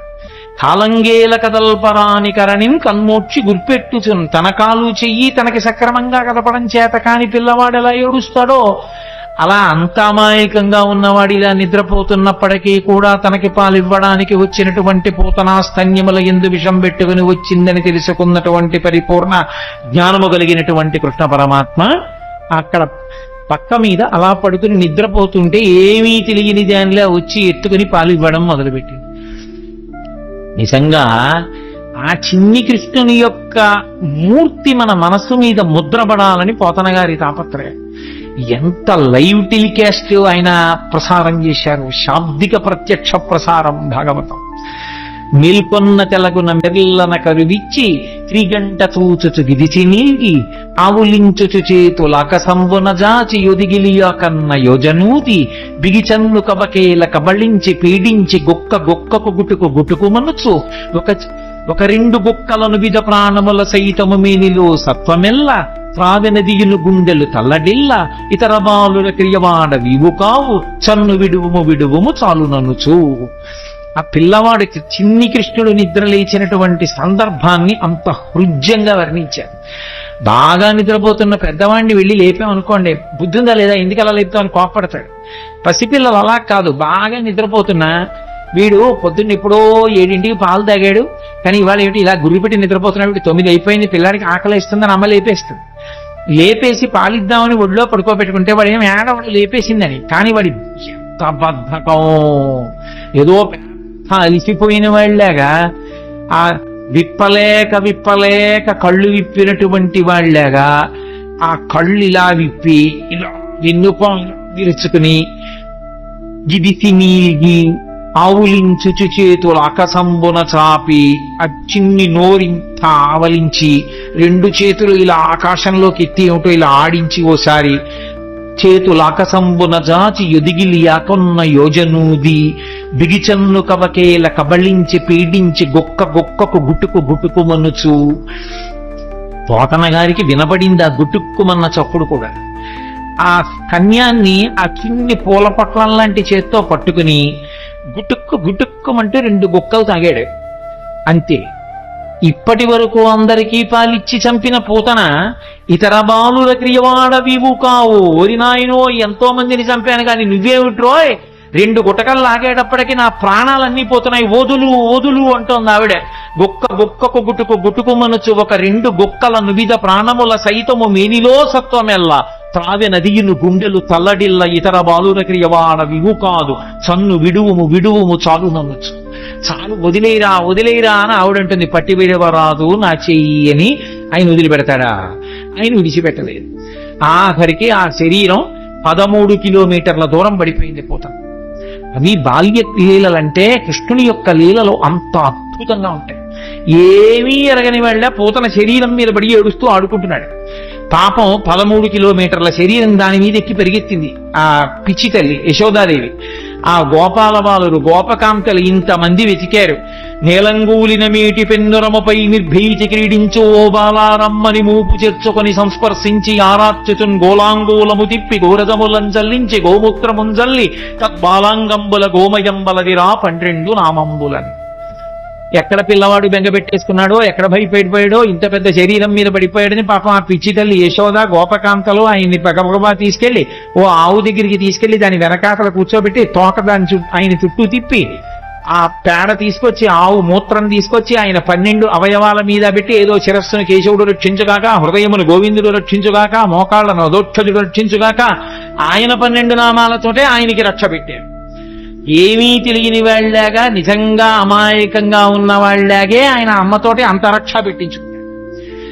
చిత్రం ఏమిటంటే 2 గుక్కలు తాగినందుకు గాను ఆ వసుదేవుడు మధురానగరం నుంచి తిరిగి వస్తూ ఇంత పెద్ద శరీరం అడ్డంగా పడిపోయింది ఏమిటని పెద్ద కట్టె పుల్లలు ఇంధనాలు తీసుకొచ్చి దాని మీద పడేసి అగ్నిహోత్ర సంస్కారం చేసి వాసన వస్తుందని ఉత్తరీయ ముక్కుకు అడ్డం పెట్టుకుని వెళ్ళిపోతున్నారు. రగిలి పగులు మగువ దేహము నుండి అగరు పరిమళముల పగలు వెడలే దేహకల్మకములు శ్రీహరిముఖమున త్రామబడుట చేసి భూవరేణ్య అంటారు పోతన గారు. 2 గుక్కలలో నేను నాది అన్న అహంకార మమకారాలన్నీ తాగేశాడు కాబట్టి ఆమె శరీరమునందు ఏ కల్మషం లేదు. అందుకే ఆమె శరీరం కాలిపోతుంటే అగరవత్తులు కాలిపోతున్న సువాసనలు వచ్చాయి. కన్న తల్లి ఏ స్థితి పొందుతుందో అటువంటి స్థితి పూతన పొందేసి. దీని లోపల ఉన్నటువంటి తత్వం అర్థం అవ్వచ్చు, అర్థం కాకపోవచ్చు. కానీ చిన్ని కృష్ణుడు పాలు తాగి పూతనా సంహారం చేసినటువంటి సందర్భాన్ని వింటున్నప్పుడు మనసు రమించి ఆ చిన్ని కృష్ణుడి మీద హత్తుకుందనుకోండి చాలు. ఆ కృష్ణ పాద స్పర్శ చాలు సమస్త పాపములను తొలగతోస్తుంది. అంత శక్తివంతము. అందుకే అసలు పెద్దవాడైపోయినటువంటి కృష్ణ పరమాత్మ చేసినటువంటి లీలల గురించి చెప్పుకున్న కన్నా శ్రీకృష్ణుని యొక్క బాల్యలీలల గురించి చెప్పుకున్నట్టుగా చెప్పుకోరు పెద్దవాడి లీలలు. ఎందుచేత అంటే పెద్దవాడైపోయిన కృష్ణుని యొక్క లీలలు చాలా గంభీరంగా ఉంటాయి. చిన్ని కృష్ణుడిగా చేసినటువంటి లీలలు హృద్యంగా ఉంటాయి, ఆకర్షణీయంగా ఉంటాయి, ఆబాలగోపాలాన్ని ఆకర్షిస్తాయి. అందుకే వ్యాసుల వారు ఎంత అనుభవించారో, పోతన గారు ఎంత అనుభవించారో, మధుసూదన సరస్వతి ఎంత అనుభవించారో, లీలాసుకుడు ఎంత అనుభవించాడో, బాల్యలీలలకు ఉన్నంత గొప్ప స్థానం శ్రీకృష్ణ పరమాత్మ యొక్క అవతారంలో నిజానికి పెద్దవాడైపోయినటువంటి కృష్ణుడి యందు లేదని నేను అనను. కానీ మనం కూడా బాలకృష్ణుడి యొక్క మూర్తిని చూస్తే పొందేటటువంటి ఉత్సాహం పెద్ద కృష్ణుని యొక్క మూర్తిని చూస్తే పొందాం. బాలకృష్ణుని యొక్క లీలలు అంత అద్భుతంగా ఉంటాయి. అందుకే పోతన గారు బాలకృష్ణుడి యొక్క లీలల్ని ఎన్నిటినీ చెప్పారు. బాలురకు పాలు లేవని బాలింతలు మొరలు పెట్ట పకపకన గియా బాలుండాలము చేయుచు ఆలకు గ్రేపులను విడిచనంబోజాక్షి వారిల్లు సొచ్చి కడవల దూరంబుగ నీయి త్రాగితుదనా కడవల్ వీరింట నీసుతుండిడ వారికి వీరికి పెద్దవాగయ్య సతీ ఆడంజని మీగడ పెరుగోడక నీసుతుడు త్రావి ఒక ఇంచుకత కోడలి మూతింజరిమిన కోడలు ముచ్చనుచు అత్త కొట్టెల తాంగి. నేను వీటికి అర్థాలు చెప్పక్కర్లేదు, మీకు ఆ పద్యం చదువుతుంటేనే అర్థమైపోతుంది. స్వార్థపరులైనటువంటి అత్తాకోడళ్ళు కడవల్లో వెన్న దాచుకునేవారు. కృష్ణుడు ఎక్కడొస్తాడో అని. కృష్ణుడు ఏం చేశాడంటే రానే వచ్చాడు, ఓ రాత్రి వచ్చాడు, శుభ్రంగా వెన్నంతా తినేశాడు. వెళ్ళిపోయే ముందు కొంచెం వెన్న కోడలు మూతికి రాసి వెళ్ళిపోయాడు. అత్తగారు పొద్దున్న లేచి కడవ దగ్గరికి వెళ్ళింది. కడవలన్నీ ఖాళీ. కోడల్ని లేపడానికి వచ్చింది, మూతి మీద వెన్న ఉంది. ఆ రాత్రి నేను పడుకున్న తర్వాత వెన్నంతా తినేశావా అని ఆ కోడల్ని పట్టు కొట్టింది. దాచుకున్న వాళ్ళు అలా ఉంటారు. వచ్చిన అతిథుల్ని ఆదరించినటువంటి వాళ్ళు ఎంత అందంగా ఉంటారో, సంసారాలు ఎంత బాగుంటాయో చెప్పడానికి ఒక్కొక్క లీల వెనక మళ్ళీ ఒక్కొక్క తాత్పర్యం. బాలురకు పాలు లేవని బాలింతలు మొరలు పెట్ట పకపకన గియా బాలుండాలము చేయుచు ఆలకు గ్రేపులను విడిచి అంబోజాక్షి. మా పిల్లలకి పాలు లేకుండా చేసేశాడమ్మా, సాయంకాలం అయ్యేటప్పటికి ఎక్కడి నుంచి వచ్చాడో దూడలన్నీ వదిలేశాడు, ఆవుల దగ్గర పాలన్నీ తాగేశాయి, మా పిల్లలు ఏడుస్తున్నారని కొంతమంది గోపకాంతలు వచ్చి చెప్పారు. ఇన్ని లీలలో కుట్టి పుట్టడు నేడు దొంగిలబోయి వారిల్లు చొచ్చి తా ఉట్టి అందక పీటలు రోలు ప్రోవిడి ఎక్కి చేపెట్టజాలక కుండ కిందొక తూటునరించి మీ పట్టి మీగడపాలు చెరలు పట్టి తాగెతలోదరి. దీనికి అర్థం చెప్పాలని నేను అనుకోవట్లా, అంటాను కానీ మళ్ళీ చెప్తుంటాను. కృష్ణుడు ఇంటికి వెళ్ళాడు, ఆ అత్త కోడలు ఉట్టి దొరికితే తాగేస్తాడని చెప్పి ఉట్టి కింద ఉంటే ప్రమాదం అని చెప్పి పైన కట్టేశాడు. తీసుకెళ్లేదో చిక్కంలో పెట్టి పైన కట్టారు. రానే వచ్చాడు, చూశాడు, ఓహో ఈ అత్తా కోడలు పైకి కట్టారా ఎలా అనుకున్నాడు. పీటలు రోళ్లు అన్ని తీసుకొచ్చాడు, అక్కడ వేసాడు, వాటి మీద ఎక్కాడు. ఇలా చెయ్యి పెడదామని చూశాడు, అందలేదు. పీటలు రోళ్లు వేసుకున్న అందనంత పైకి పెట్టేశారా, వీళ్ళ పని చెప్పాలనుకున్నాడు. ఓ రాయి ఒకటి తీసి కిందకి అన్నం పెట్టాడు. చక్కగా పైనుంచి కారిపోతుంది. హాయిగా అందరూ చేరలు పట్టి తాగారు, వెళ్ళిపోయాడు. భాగవతం కాదు కానీ నాకు ఇది చెప్పినప్పుడల్లా జ్ఞాపకం వస్తూ ఉంటుంది. ఒక చోట ఒక అత్తా కోడలు అంతకన్నా చాలా తెలివైన వాడు. ఇలా వచ్చి ఎక్కడో ఉట్టి కట్టి పెట్టినా తాగేస్తున్నాడని వాళ్ళు ఏం చేశారంటే కుండ చుట్టూ గంటలు కట్టారు. వచ్చి ముట్టుకున్నాడో గంటలు మోగుతాయి, అప్పుడు పట్టుకోవచ్చు అనుకున్నాడు. ఆయన ఏం చేశాడు, పీట వేసుకున్నాడు, రోడ్లు వేసుకున్నాడు, పిల్లల్ని ఎక్కించాడు, ఆ వీపులు ఎక్కాడు, దగ్గరికి వెళ్ళాడు. ఎలా ముట్టుకోవడం, ముట్టుకుంటే గంటలు మోగుతాయి. చూశాడు పరాత్పరుడు, ఆయన శాసనానికి ఏది లొంగది. ఓ గంటలలారా మీరు మ్రోగకుడు అన్నాడు. అవి విన్నాయి. చక్కగా వెన్న తీశాడు, పిల్లలందరికీ పెట్టాడు. ముందు వాళ్ళకి పెడితే కానీ తను తిండవు. అందరికీ అందింది. ఇప్పుడు ఆఖరణ తను తీసుకుని ఇలా నోటి దగ్గర పెట్టుకున్నాడు. గంటల గనక మోగి, అరే మిమ్మల్ని మోగద్దన్నాను కదా, ఎందుకు మోగారన్నాయి. ఏం చెప్పమంటావు పరమేశ్వర, వాళ్ళకి పెడితే ఊరుకున్నా, నువ్వు నోట్లో పెట్టుకుంటే నైవేద్యం అలవాటు గంట మోగడం, అందుకని మోగేశామన్నాయి. అలా ఎంతమంది ఎన్ని అనుభవించారో మహానుభావుడు. వేలుపుల్లటి నాకంటెను వేలుపు మరి ఎవ్వడనచు వికవకెన గిమా వేలుపుల్ల గోడపైనో హేలావతి నీత నూజుడింగిలి చేసన్. వచ్చిన పిల్లలకి అతిథులకి అన్నం పెట్టకుండా ఏమిటో బొమ్మలను అన్నీ పెట్టి నైవేద్యాలు అంటూ కూర్చుంటామేమిటి, నేనే పెద్ద పరమేశ్వరుండని చెప్పి ఆవిడ కళ్ళు మూసుకు ధ్యానం చేస్తుంటే చక్క చక్కెర పొంగలి అవి తినేసి మిగిలింది ఆ బొమ్మలకి రాహేసి వెళ్ళిపోయాడు. నాకన్నా వెళ్ళిపోయాడు, నీ తిన్నానులే చాలన్నాడు. కొడుకులు లేరని వకతతి వగవగ తన్ను మగనిగా గైకొని నన్ కొడుకులు కలిగెదరనిపై పడినాడిది వినువు శిశువు పనులే తల్లి అంటుంది ఇంకో గోపిక వచ్చి. ఏదో పాపం గోపబాలురందరూ ఆవుల్ని పట్టుకుని వెళ్ళిపోయారు. పెళ్ళై చాలా కాలం అయింది, ఈ అమ్మాయికి పిల్లలు పుట్టలేదని ఏదో మాట్లాడుకుంటున్నారు వాళ్ళు. ఎక్కడి నుంచి వచ్చాడో గబగబా వచ్చాడు. మీ ఆయన్ని నమ్ముకుంటే ఏం పిల్లలు పుడతారమ్మా, నన్ను నమ్ముకోనా ఆవిడ మీద పడ్డాడు. అది వచ్చి చెప్పింది ఓ గోపకాంత. అది ధూర్తచేష్టితంగా కనిపిస్తుంది వినడానికి, కానీ అది ధూర్తచేష్టితం కాదు. పుట్టు గొడ్రాళ్లకు బిడ్డలిచే గోవిందుడే అని భక్తి కలిగి ఉంటే నా యందు అమ్మా నీ గర్భదోషాన్ని తొలగించి నీకు సంతానం ఇస్తాను అని దాని అర్థం. కాబట్టి చేబంతి తప్పెపడనని ప్రాబల్యము తోడ వచ్చి భవనము వెనుకన్ మా పట్టి జలకమాటగ మీ బిడ్డడు వలువ తెచ్చెనల తొకతగునే అంటుంది ఓ గోపికొచ్చి. పడతి నీ బిడ్డడు మా కడవలలో నున్న మంచి కాగిన పాల పడచులకు పోసి చిక్కిన కడవలపో నడిచ యాజ్ఞ కలదో లేదో అంటుంది ఇంకో గోపికొచ్చి. ఎంతమంది ఎన్ని చాడీలు చెప్పారో. ఇన్ని చెప్తే ఆ యశోదంది అన్య మెరుగడుతన ఎంత ఆడుచుండు మంచి వాడితడెగ్గులు మనరమ్మ రామలారత్రిలోకాభిరామలార అంది. ఎందుకమ్మా అని మాట్లాంటారు, మా పిల్లాడు ఎప్పుడు గుమ్మం దాటి వెళ్ళనివాడు అంటే. అంటే ఇప్పుడు నేను భాగవతం అంతా నేను ఎక్కడ చెప్పను, మీరందరూ విన్నవాళ్లే. ఒక్కొక్క లీల వెనక మళ్ళీ ఎంతో పరమార్థం ఉంటుంది. ఆ పరమార్థం అర్థమైనా అర్థం అవ్వకపోయినా ఇప్పుడు నేను లీల ఒకటి చెప్తుంటే మీ అందరూ పక్కున నవ్వారు. పక్కున నవ్వారంటే మీ మనసుని స్పృశించిందా లేదా ఆ లీల? ఆ చిన్ని కృష్ణుని యొక్క పాదం తగిలింది, ఆయన మనసులోకి వెళ్ళాడు. ఆయన మనసులోకి ప్రవేశించిన ఉత్తర క్షణంలో పాపం ధ్వంసం అవుతుంది. అందుకోసం భాగవత శ్రవణం చేస్తారు. అందుకే భాగవతం సప్తాహంగా వింటుంటారు. భాగవతం సప్తాహంగా వినడానికి కారణం ఏమిటి అంటే 7 రోజులుగా వినడానికి కారణం 8 రోజు వినకూడదని కాదు. ఎవరు ఎంతకాలం బ్రతికినా బ్రతికేది 7 రోజులే. 70 ఏళ్ళు ఉండనివ్వండి, 80 ఏళ్ళు ఉండనివ్వండి, 100 ఏళ్ళు ఉండనివ్వండి. ఆది సోమ మంగ బుధ గురు శుక్ర శని తప్ప బతకడానికి 8వ రోజు లేదు, చావడానికి 8వ రోజు లేదు. ఉండేది 7 రోజులే. కాబట్టి ఆ 7 రోజులు భాగవత శ్రవణం చెయ్యవలసిందే. భాగవత శ్రవణం చేస్తే పరమేశ్వరుని యొక్క అవతార కథలు, కృష్ణ పరమాత్మ యొక్క కథలు వింటే పాప రాశి ధ్వంసం అవుతుంది. కాబట్టి ఆ పాపరాశి ధ్వంసం అవడానికి మార్గం శ్రీకృష్ణ పరమాత్మ యొక్క లీలలు వినడమే. కాబట్టి భాగవత శ్రవణం చేస్తూ ఉంటారు. ఎంతమంది పెద్దలు ఎన్ని రీతులు అనుభవించారో మహానుభావుడు.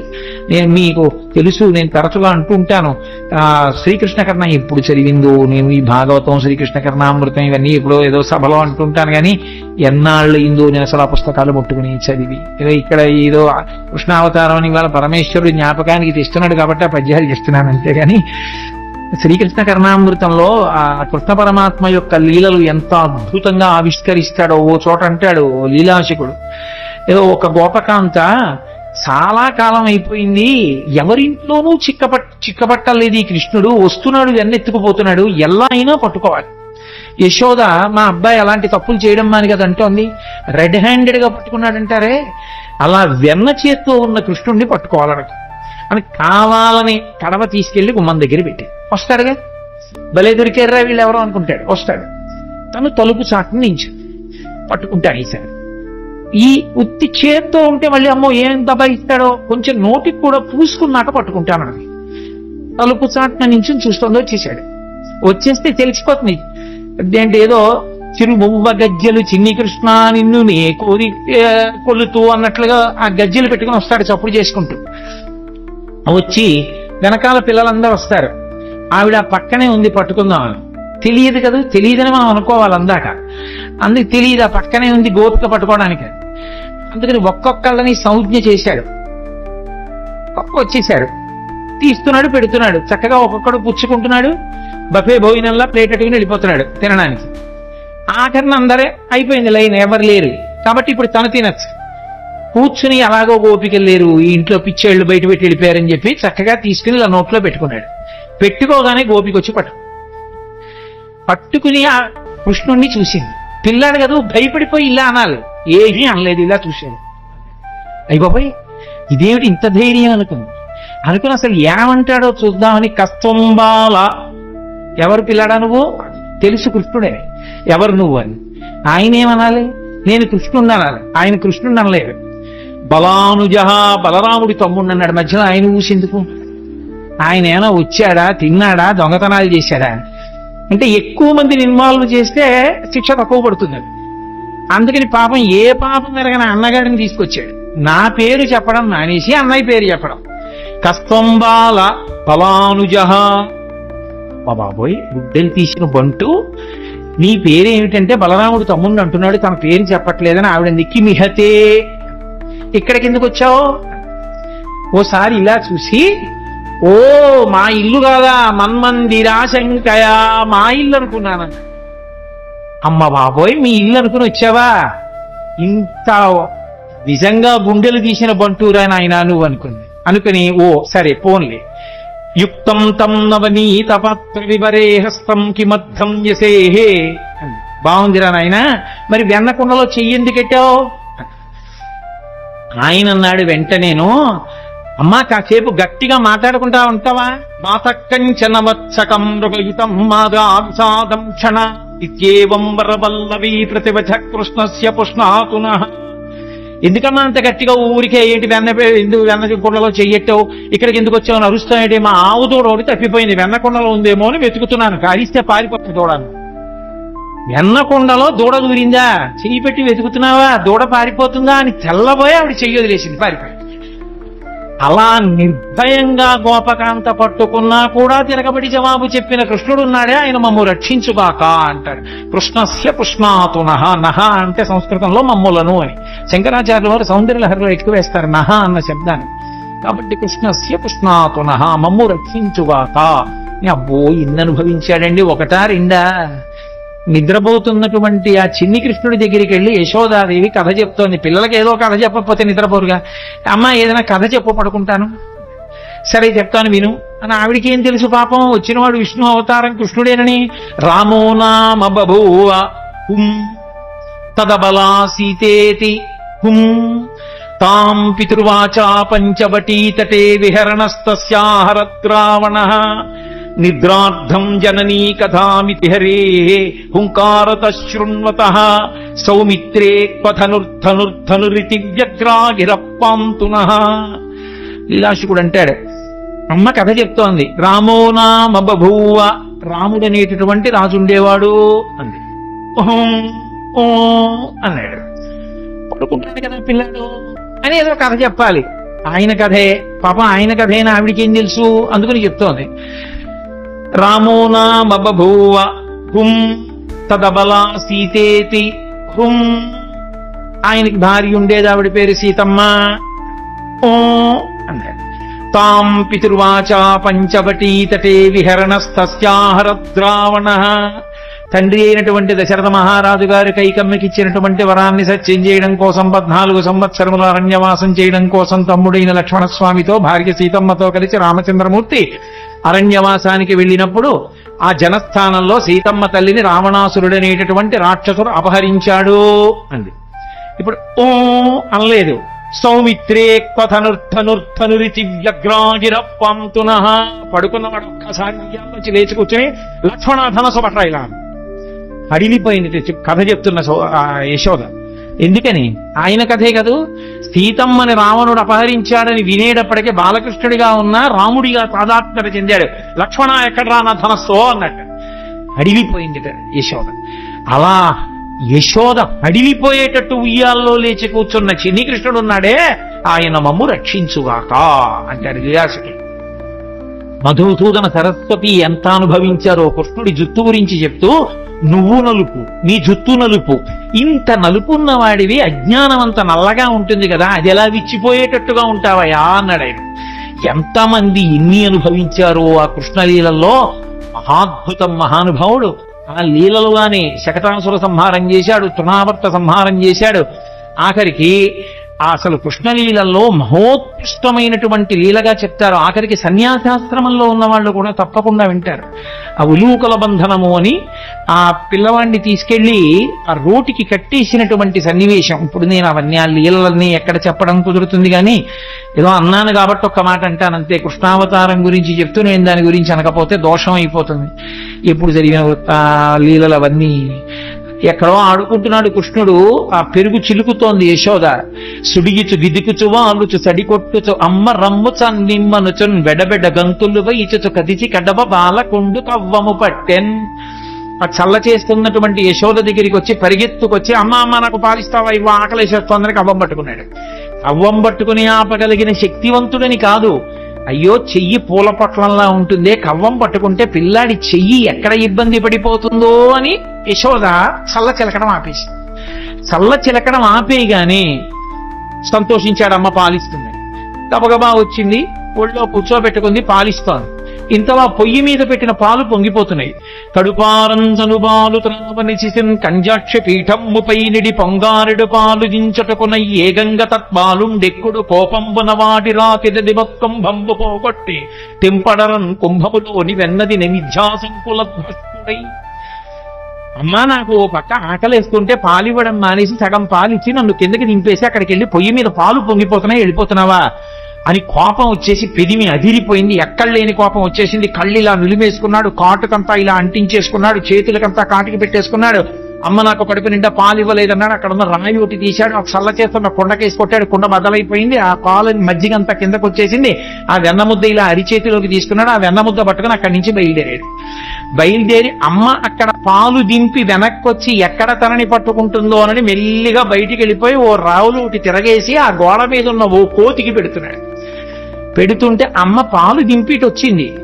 కుండ బద్దలైపోయింది, వెన్నంతా కింద పడిపోయింది, మజ్జిగంతా కారిపోయింది. అదే నీళ్లల్లా ఓ గుడ్డేసి వత్తడానికి ఉండదు, మజ్జిగ కాలు జారిపోతుంది. మళ్ళీ ఏ పిండో తీసుకొచ్చి వత్తాలి. అదంతా లాలనమున బహుదోషము లోలింప్రాపించు తాడనోపాయములం చాలా గుణంబులు కలుగును తాడ నంబె బాలు రగులు పచ్చంరయం. ఈ పిల్లాన్ని అల్లరి చేస్తుంటే ఫోన్ లేని ఊరుకుంటుంటే వింటలేదు, ఇవాళ కట్టేస్తాను కొట్టేస్తాను అని ఏడురా వీడని చెప్పి చూసింది. అంత తొందరగా నేను దొరుకుతాడేమిటి? పెద్ద యుద్ధానికి వెళ్లేదానిలా చీర తీసింది, పైకి కొంగు దోపింది, ఈ కొంగు తీసింది, ఇలా చుట్టూ తిప్పింది, గట్టిగా కట్టుకుంది. ఆ జడ తీసింది, ఇలా చుట్టూ ముడేసుకుంది, పూలు గట్టిగా పెట్టుకుంది, ఆ పమిట తీసింది, గట్టిగా పెట్టుకుంది. ఇక కొడుకుని పట్టుకోవడానికి పరిగెడుతుందనమాట. ఆయన అమ్మ ఎక్కడ వస్తుందో అని అనుమానం ఆయనకి ఉంది.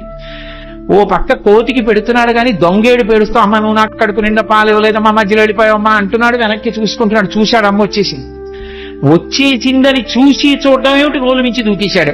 స్తంభాదికంబులు తనకు వడ్డంబైన అట్టట్టునని పట్టువని వీని ఈ తప్పు సైరింపు ఇంక దొంగిలబోదు నేనని ములి ముట్ట నిచ్చువాని కాటుక నెరయంగ కందులు నిలుముచు వెడలు కన్నీటితో వగచువాని ఏ దశ వచ్చునో ఇది ఎని పలుమార్లు సిరుగుచు క్రీగంట చుచువాని గుడబాడి పట్టుకొని వెరపుచు చిన్నిదో వెన్న దొంగ చిక్కెననుచు పొట్ట చేతులాడక పూబోడి కరుణతోడ బాలు కట్టదలచే. అదంతా ఎక్కడ చూసినా స్తంభాలే. ఆ ఇల్లంతా పూర్వకాలపు ఇల్లు కదూ. ఆ స్తంభాల చాటుకెళ్ళి దాక్కుంటున్నాడు. ఇటు వస్తే దొరకడు, అటు వస్తే దొరకడు. ఎక్కడ చూసినా స్తంభాలు. ఎట్నుంచి ఏ స్తంభం చాటుకెళ్ళిపోతాడో తెలియదు. ఏదో విరాటపర్వంలో తిక్కన గారు అంటారు, ఆ నర్తనశాల ఎక్కడ చూసినా స్తంభాలే.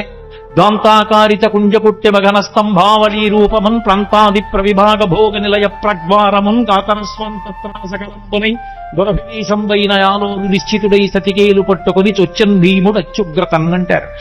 అలా అన్ని స్తంభాలతో ఉన్నటువంటి ఆ ప్రాంగణంలో అమ్మ వెనక బరిగెడుతోంది, ముందు కృష్ణుడు బరిగెడుతున్నాడు. ఆ స్తంభాల చాటికి వెళ్ళిపోతున్నాడు, నిశ్శబ్దంగా నించుంటాడు. అమ్మ పరిగెత్తి పరిగెత్తి ఆయాస పడిపోయి ఇలా చెమట్లు కారిపోతూ ఏడి పిల్లాడని చెప్పి ఇలా చూస్తుంటే ఏమీ తెలియని వాళ్ళ ఇలా కన్ను నిలివేసుకుంటూ దొంగేడు పేడుస్తూ దాని పక్క నుంచి ముఖం ఒకటి బయట పెట్టి అమ్మ అమ్మ నన్ను కొట్టకమ్మా, నన్ను పట్టుకోకమ్మా, నేను ఇంకెక్కడికి దొంగతనానికి వెళ్ళనమ్మా, వెన్న పట్టరానమ్మా అడిగిందా అమ్మ ఇవన్నీ. అప్పుడు తన దొంగతనాలన్నీ ఒప్పుకుని దొంగేడు మొదలెట్టాడు. పాపం పరిగెడుతోంది, ఆయన దొరకడు. ఆఖరికి చూశాడు వడల చెమటల గయ నుత్తరీయము జార తిరుముకున్న విరులు నెలజార పట్టరాని తనను పట్టెదనని చింత కట్టుకున్న తల్లి కరుణ చూచి. అయ్యో పాపం అమ్మ కట్టుకున్నటువంటి ఆ చీర జారిపోతోంది, పమిట జారిపోతోంది, పెట్టుకున్న పువ్వులు పడిపోతున్నాయి, ఆ కొప్పు వీడిపోతోంది, ఒళ్ళు చెమట పట్టేసింది. పిచ్చమ్మ నన్ను పట్టుకోవాలనుకుంటోంది, నన్ను పట్టుకోవాలనుకున్న వాళ్ళకి పట్టుబడేవాడినా, నేను పట్టుబడేవాణ్ణి కానని తెలియక పరిగెడుతున్న అమ్మకి నేను చిక్కిపోవాలనుకుని చిక్కిపోయాడు. చిక్కడు సిరికౌగిటిలో చిక్కడు సన కాదు యోగి చిత్తాబ్జములన్ చిక్కడు శృతిలతి కావడి చిక్కెనతడు నీల తల్లి చేతన్రోలన్. ఎవ్వరికీ దొరకనటువంటి పరమాత్మ అమ్మ చేతికి దొరికిపోయాడు. అమ్మో ఎంత అల్లరి చేసింది. యశోద మోకాళ్ళ మీద కూర్చుంది, చెయ్యిలా పట్టుకుంది. ఏమిట్రా పట్టిన పట్టుబడని నన్ను పట్టెదనని పట్టుకొనిన పట్టుటబట్టే పట్టుబడు వండ్రు పట్టి పట్టెదనని పట్టుకు నాకు కాకపరులకు వశమేంది. గోపకాంతలందరూ చూస్తున్నారు. ఏదో ఆ మొగుడు కొట్టాడని కాదు, దోటిగోడలు తెప్పిందనని నువ్వు పట్టుకుంటావా అని చూస్తున్నారు వాళ్ళందరూ. పట్టుకున్నానా లేదా నా కొడుకుని సంతోషం. అందుకని మోకాళ్ళ మీద కూర్చుని వాడి చెయ్యిలా పట్టుకుని ఇలా చూపించి, ఏమిటి జగత్తుల నీలే పరమాత్మకి వేలు చూపించింది ఒక గోపకాంత. చూపించి ఏరా కడుపులో బాధ, కొడుకు తిట్టలేదు, ప్రేమ లేక పుట్టినవాడు, ఆ ముఖం వంక చూస్తే ముగ్ధమోహనంగా ఉంటాడు, దొంగ ఏడు పేడి చేస్తున్నాడు, ఇక్కడ వరకు కాటు కంటుకుపోయింది, పెదిమిలు ఎదిరిపోతున్నాయి, చేత్తో ఇలా ఇలా విడిపించుకునే వాళ్ళ చూస్తున్నాడు. చిన్న పిల్లాడు, పట్టుదట్టి కట్టినటువంటి చిన్న కొప్పు, దానికి పెట్టిన ముత్యాల సరాలు కొడదామనుకుంది కానీ కొట్టలేకపోయింది. వీరెవ్వరు శ్రీకృష్ణులు కారా ఎన్నడు నువ్వెన్న తినరట చోరత్వం మించుకొను నెరయర్ట ధరి తిన్నట్టి నీతులు కలరే. ఏరా పాపం నువ్వు ఎప్పుడు దొంగతనం చేయవుట, ఇంత వెన్న కూడా తినవుట, పాపం నేను అంతా దాచేసుకుంటున్నాను రా, నిన్ను కని నా కడుపు ఖాళీ అయిపోయింది కదూ, నేను తినేస్తున్నాను, నీకెప్పుడు పెట్టనే. అమ్మ పిల్లాడి మీద దెబ్బలాడితే ఎంత అమాయకంగా దెబ్బలాడుతుందో అలా దెబ్బలాడి నిన్ను కట్టేస్తానని వికచకమలనగిన వేరొక ఇంటిలో వెలజరోలు తిరగవేసి ఎక్కి ఆ ఇంట్లో గెడుతోంది, అక్కడ గెడుతోంది, ఆ రోజు దగ్గరికి గెడుతోంది, ఆ తాడు ముక్కలన్నీ తీసుకొస్తోంది, పొట్ట చుట్టూ తిప్పుతోంది, 2 అంగుళాలు తక్కువ వస్తోంది. ఇలా విడిచిపెట్టి తాడు ముడేస్తే పారిపోతాడు. ఆ నడుం చుట్టూ చెయ్యేసి ఇలాగే పెట్టి 2 ముళ్ళేస్తోంది, మళ్ళీ పొట్ట చుట్టూ తిప్పుతోంది, మళ్ళీ 2 అంగుళాలు తెస్తోంది, మళ్ళీ తక్కువ వస్తోంది, మళ్ళీ తిప్పుతోంది. ఎందుకు 2 అంగుళాలు తక్కువ వస్తోందని ఆవిడ ఆలోచించు. నేను పట్టగలను, నేను కొట్టగలను అంటే దొరికే మనిషి ఆయనంతటా ఆయన పట్టుబడాలి కానీ ఆఖరికి తెచ్చింది ఆఖరికి ఆ తాడుకి 2 అంగుళాలు సరిపోయింది, కట్టేసింది. పోతన గారు అన్నారు, జ్ఞానులచే దానులచే మౌనులచే యోగ సంవిధానులచే తన్పూని నిబద్ధుండగునే శ్రీనాథుడు భక్తియుతుల చేతన్ బోలన్ అన్నారు. నేను కట్టెయ్యాలని తాపత్రయపడి ఒళ్ళంతా చెమట పట్టిన యశోదాదేవికి తాను దొరికిపోవాలని దొరికిపోయినటువంటి చిన్ని కృష్ణుడు తప్ప నిజంగా లోకంలో ఆయనని పట్టగలిగిన వాళ్ళు ఉన్నారా, కట్టగలిగిన వాళ్ళు ఉన్నారా? అలా కట్టేసి తీసుకెళ్లి రోటికి కట్టేసింది. ఉలూకల బంధన లీల అని ఆయన్ని కట్టిన లీల విన్నంత మాత్రం చేత కర్మపాశములు తెగిపోతాయి. అసలు చిన్ని కృష్ణుడిగా ఆయన చేసిన అల్లరి యశోదాదేవి పొందిన ఆనందం బహుశా ఎవ్వరూ పొందరు. భాగవతం పద్యాలు నోటికి వచ్చిన వాళ్ళు ఇంట్లో పసిపిల్లలు ఉంటే పాడుకుని ఎప్పటికప్పుడే ఆ సందర్భాన్ని చూసి ఆ పద్యాలు చదువుకుని సంతోషపడిపోవచ్చు. అసలు ఆ పిల్లలకి స్నానం చేయించడం ఎంత అందంగా వర్ణించారండి పోతన గారు. ఆ పిల్లాన్ని పడుకోబెట్టి బాలునికి నూనె తలయంటి పసుపు రాసి బోరు కాడించి హరి రక్ష పొమ్మటంచు జలములొక కొన్ని చుట్టి రాతల్ని దీవించి తొట్ల నుంచి పాడిరయ్యు విధలెల్లా. పసిపిల్లలకి స్నానం చేయిస్తే ఎలా చేయిస్తారో అలా వృద్ధ గోపకాంతలు వచ్చి ఆ పిల్లాన్ని ఇలా కాళ్ళు ఇటువైపు పక్కకి తల కిందకి ఉండేటట్టుగా పడుకోబెట్టి నూనెలో చేయి కృష్ణ పరమాత్మని పడుకోబెట్టుకుని ఆయన ఒళ్ళంతా నూనె రాసి వెనక్కి తిప్పి బోర్లా పడుకోబెట్టి ఆ వీపుకంతా నూనె రాసి ఆయన్ని ఒళ్ళంతా పసుపు రాసేసి ఇలా పైకి తీసి కూర్చోపెట్టి పిల్లాడు తల నిలబెట్టడం చేతకాక ఇలా అంటుంటే తల వెనకాల ఇలా పట్టుకుని ముందు ఇలా చేయి పెట్టమని ఉక్కిరి బిక్కిరి అయిపోతాడని తలమించి గోరువెచ్చ నీళ్లు పోసేస్తుంటే అంటూ బొత్స అక్కడిస్తూ ఆయన స్నానం చేసిన తర్వాత ఆ నీళ్లు ఇలా చుట్టూ తిప్పి నీకు శ్రీరామరక్ష 1000 ఏళ్ల ఆయుష్ 1000 ఏళ్లు ఐశ్వర్యంతో ఉండాలి, బుట్టడు పిల్లలతోటి 2 బుట్టల మనవలతోటి 3 బుట్టల మునిమనవలతోటి 4 బుట్టల ఇనుమనవలతోటి నీ ఇంటికి ఎప్పుడు అతిథులు వస్తూ ఎప్పుడు కంచాలు వేస్తూ అన్నాలు పెడుతూ ఐశ్వర్యంతో పాండిత్యంతో పద్యాలు చెప్తూ సభా గౌరవాలు పొందుతూ ఎంతో గౌరవాన్ని పొందాలరా నాన్న అని చెప్పి ఆ తల్లి ఆ గోపకంతా ఆశీర్వచనం చేస్తోంది. ఎవరికి? లక్ష్మీనాథుడైనటువంటి పరమాత్మ. అందుకెళ్ళాడు నందవ్రజానికి. అమాయకుడై వెళ్ళలేదు. వాళ్ళు ఎంత స్వచ్ఛమైన హృదయాలున్న వాళ్ళు. అందుకే ఎవరైనా తనక కొడుకు పుడితే ఆనందిస్తారు. అందులో కొడుకులు లేని వాళ్ళు చాలా మంది ఉన్నారు. అదే యశోదకి కొడుకు పుట్టాడని తెలియగానే వాళ్ళు ఎంత సంతోషపడిపోయారో. ఏమి నోమ ఫలమో ఇంత ప్రొద్దొక వార్త వింటిమ బలలా రవినులరా మన యశోద చిన్న మగవానిక నిన్నట చూచివత్తమమ్మ సుభతులా నలనివాడు చలనివాడు చిన్నవాడు చిక్కినాడు ఏ నోమ ఫలమో ఏ పూర్వ ఫలమో అంటూ వాళ్ళందరూ ఆ యశోద దగ్గరికి వెళ్ళి సూతికాగృహంలోకి ఆడవాళ్ళు వెళతారు, మగవాళ్ళు వెళ్ళకూడదు. మగవాళ్ళు బయట నించున్నారు. నందుడి దగ్గరికి వెళ్ళి నందుడిని అభినందిస్తారు, కొడుకు పుట్టేట కదా అని. నందుడు రాజుగారి దగ్గరికి వెళ్ళేటప్పుడు మరి కొంచెం డాంబికంగా వెళ్ళాలి. మరి కంచుకములు తలకట్లను కాంచన భూషాంబరములు మెరయగ గోపకు లేతించిరి మంచి పదార్థములు కొనుచు మాధవు చూడన్. మాధవుడు అన్నారు పుట్టినవాడు లక్ష్మీపతి, శ్రీయప్పతి. అందుకే ఆయన పుడితేట మిగిలిన వాళ్ళకి తెలియలేదు గాని క్రేళ్ళురికి మసలిలేగలు మల్లడిగుని రెంకెలిడియ మద వృషభంబుల్ పెళ్ళున ముదుగుల పొదుగుల చల్లించన్ పాలు బాలు సంభవ వేళన్నన్నారు పోతన గారు. ఈయన పరమాత్మ పరిపూర్ణావతారం కృష్ణుడు మా వెనకాతలు వస్తాడు. మమ్మల్ని అందరినీ ఇలా ఒళ్ళు నిమురుతాడు. సాయంకాలం వేళ మమ్మల్ని కడతాడు. బంధనాలు విప్పే పరమాత్మ మాకు బంధనాలు వేస్తాడు. ఆయనే మమ్మల్ని తడుగుతాడు, ఆయనే మాకు గడ్డి పెడతాడు, ఆయనే పాలు పితుకుతాడు. మా అదృష్టం అన్నది. లీలాసుకుడు పొంగిపోయాడు. గోధూళిధూ సరిత కోమల కోపవేషం గోపాల బాలక శతైరనుగమ్యమానం సాయంతనే ప్రతిగృహం పశుబంధనార్థం గచ్చంతమచ్యుత శిశుం ప్రణతోస్మి నిత్యం అన్నాడు. ప్రతిరోజు సాయంకాలం అయ్యేటప్పటికి ఆ ఆవుల్ని దూడల్ని కొన్ని వేల దూడల్ని తరుముకొస్తూ వాటన్నిటికీ పేర్లు పెట్టేవాడు. సే లక్ష్మి, అంబ, కళ్యాణి, సరస్వతి, పార్వతి, మీ అందరిగో వీళ్ళ ఇంట్లోకి వెళ్ళిపోండి అనేవాడు. ఆవులన్నీ వీళ్ళ ఇంట్లోకి వెళ్ళిపోయి ఆ గోపకాంతలందరికీ చిన్ని కృష్ణుడిని చూస్తే సంతోషం. కృష్ణ కృష్ణ, ఈ పార్వతి అస్సలు మాట వింటలేదు, కొంచెం కట్టేసి వెళ్ళిపోదు అనేవాడు. అంటే ఆ ఆవు పలు పట్టుకుని ఇలా గట్టిగా లాగుతుంటే డొక్క రక్కలించిపోయి ఉరప్పంజరం బయటికి వస్తే ఆ ఆవు నిగడదని నించుని ఆఖరికి ముందుకి గబుక్కుని వదిలేస్తే కింద పడిపోయిన కృష్ణుడు మళ్ళీ లేచి ఆ పలుపు పట్టుకుని వెళ్ళి కట్టేస్తుంటే ఆ గోపకాంతలు నవ్వేవార్త. అందరి బంధనాలు విప్పేసే కృష్ణ, నువ్వు సాయంకాలం గోధూళి మీద పడి ఉండగా వెళ్ళి ఆ ఆవుల్ని కడుతున్నటువంటి దృశ్యం నా మనసులో నిలబడిపోయింది, ప్రతిరోజు నమస్కరిస్తానన్నాడు లీలార్చకుడు. అందుకే గోధూళి ధూసరిత కోమల గోపవేషం గోపాల బాలక శతైరనుగమ్యమానం సాయంతనే ప్రతిగృహం పశుబంధనార్థం గచ్చంతమచ్యుత శిశుం ప్రణతోస్మి నిత్యం. ప్రతిరోజు నమస్కరిస్తాను ఆ కృష్ణ స్వరూపానికి అన్నాడు. ఆవులు దూడలు ఎంత పొంగిపోయాయో, కృష్ణుడు పుట్టాడని షేరు పాలిచ్చే ఆవులు 2 షేర్ల పాలిచ్చేసాయి. ఈ ఆభీర కుమారుడు వీరుండై వీరవైరి జేతయునై శ్రీయుతుడై దీర్ఘాయుష్మంతుండగునని పాయక దీవించినప్పుడు బ్రాహ్మణ జనములు దుందుబులు మెరసె గాయక సందోహము పాడే సూత సముదాయముతో వందిజనులు కీర్తించిని కందుక వీతించ భద్ర కాహళ రవముల్లంటారు పోతన గారు. ఆ నందుడు ఎంత సంతోషపడిపోయాడో, ఎన్ని గోవులు దానం చేసేశాడో. ఆఖరికి వసుదేవుడు కూడా కారాగారంలో ఉండగా పరమాత్మ నా కడుపున పిల్లవాడుగా పుట్టాడని స్నానము చేయక రామిని ఆనంద రసాబ్ధిమగ్నుండై తేనువులను 10,000 విప్రులకును మానసైవముగా ధారవోసే మరి ఇచ్చుటకున్నది. 10,000 గోవుల్ని మానసికంగా ధారపోసేశాట. శ్రీ మహావిష్ణువు నా కొడుకుగా పుట్టాడు అని వసుదేవుడిచ్చాడు.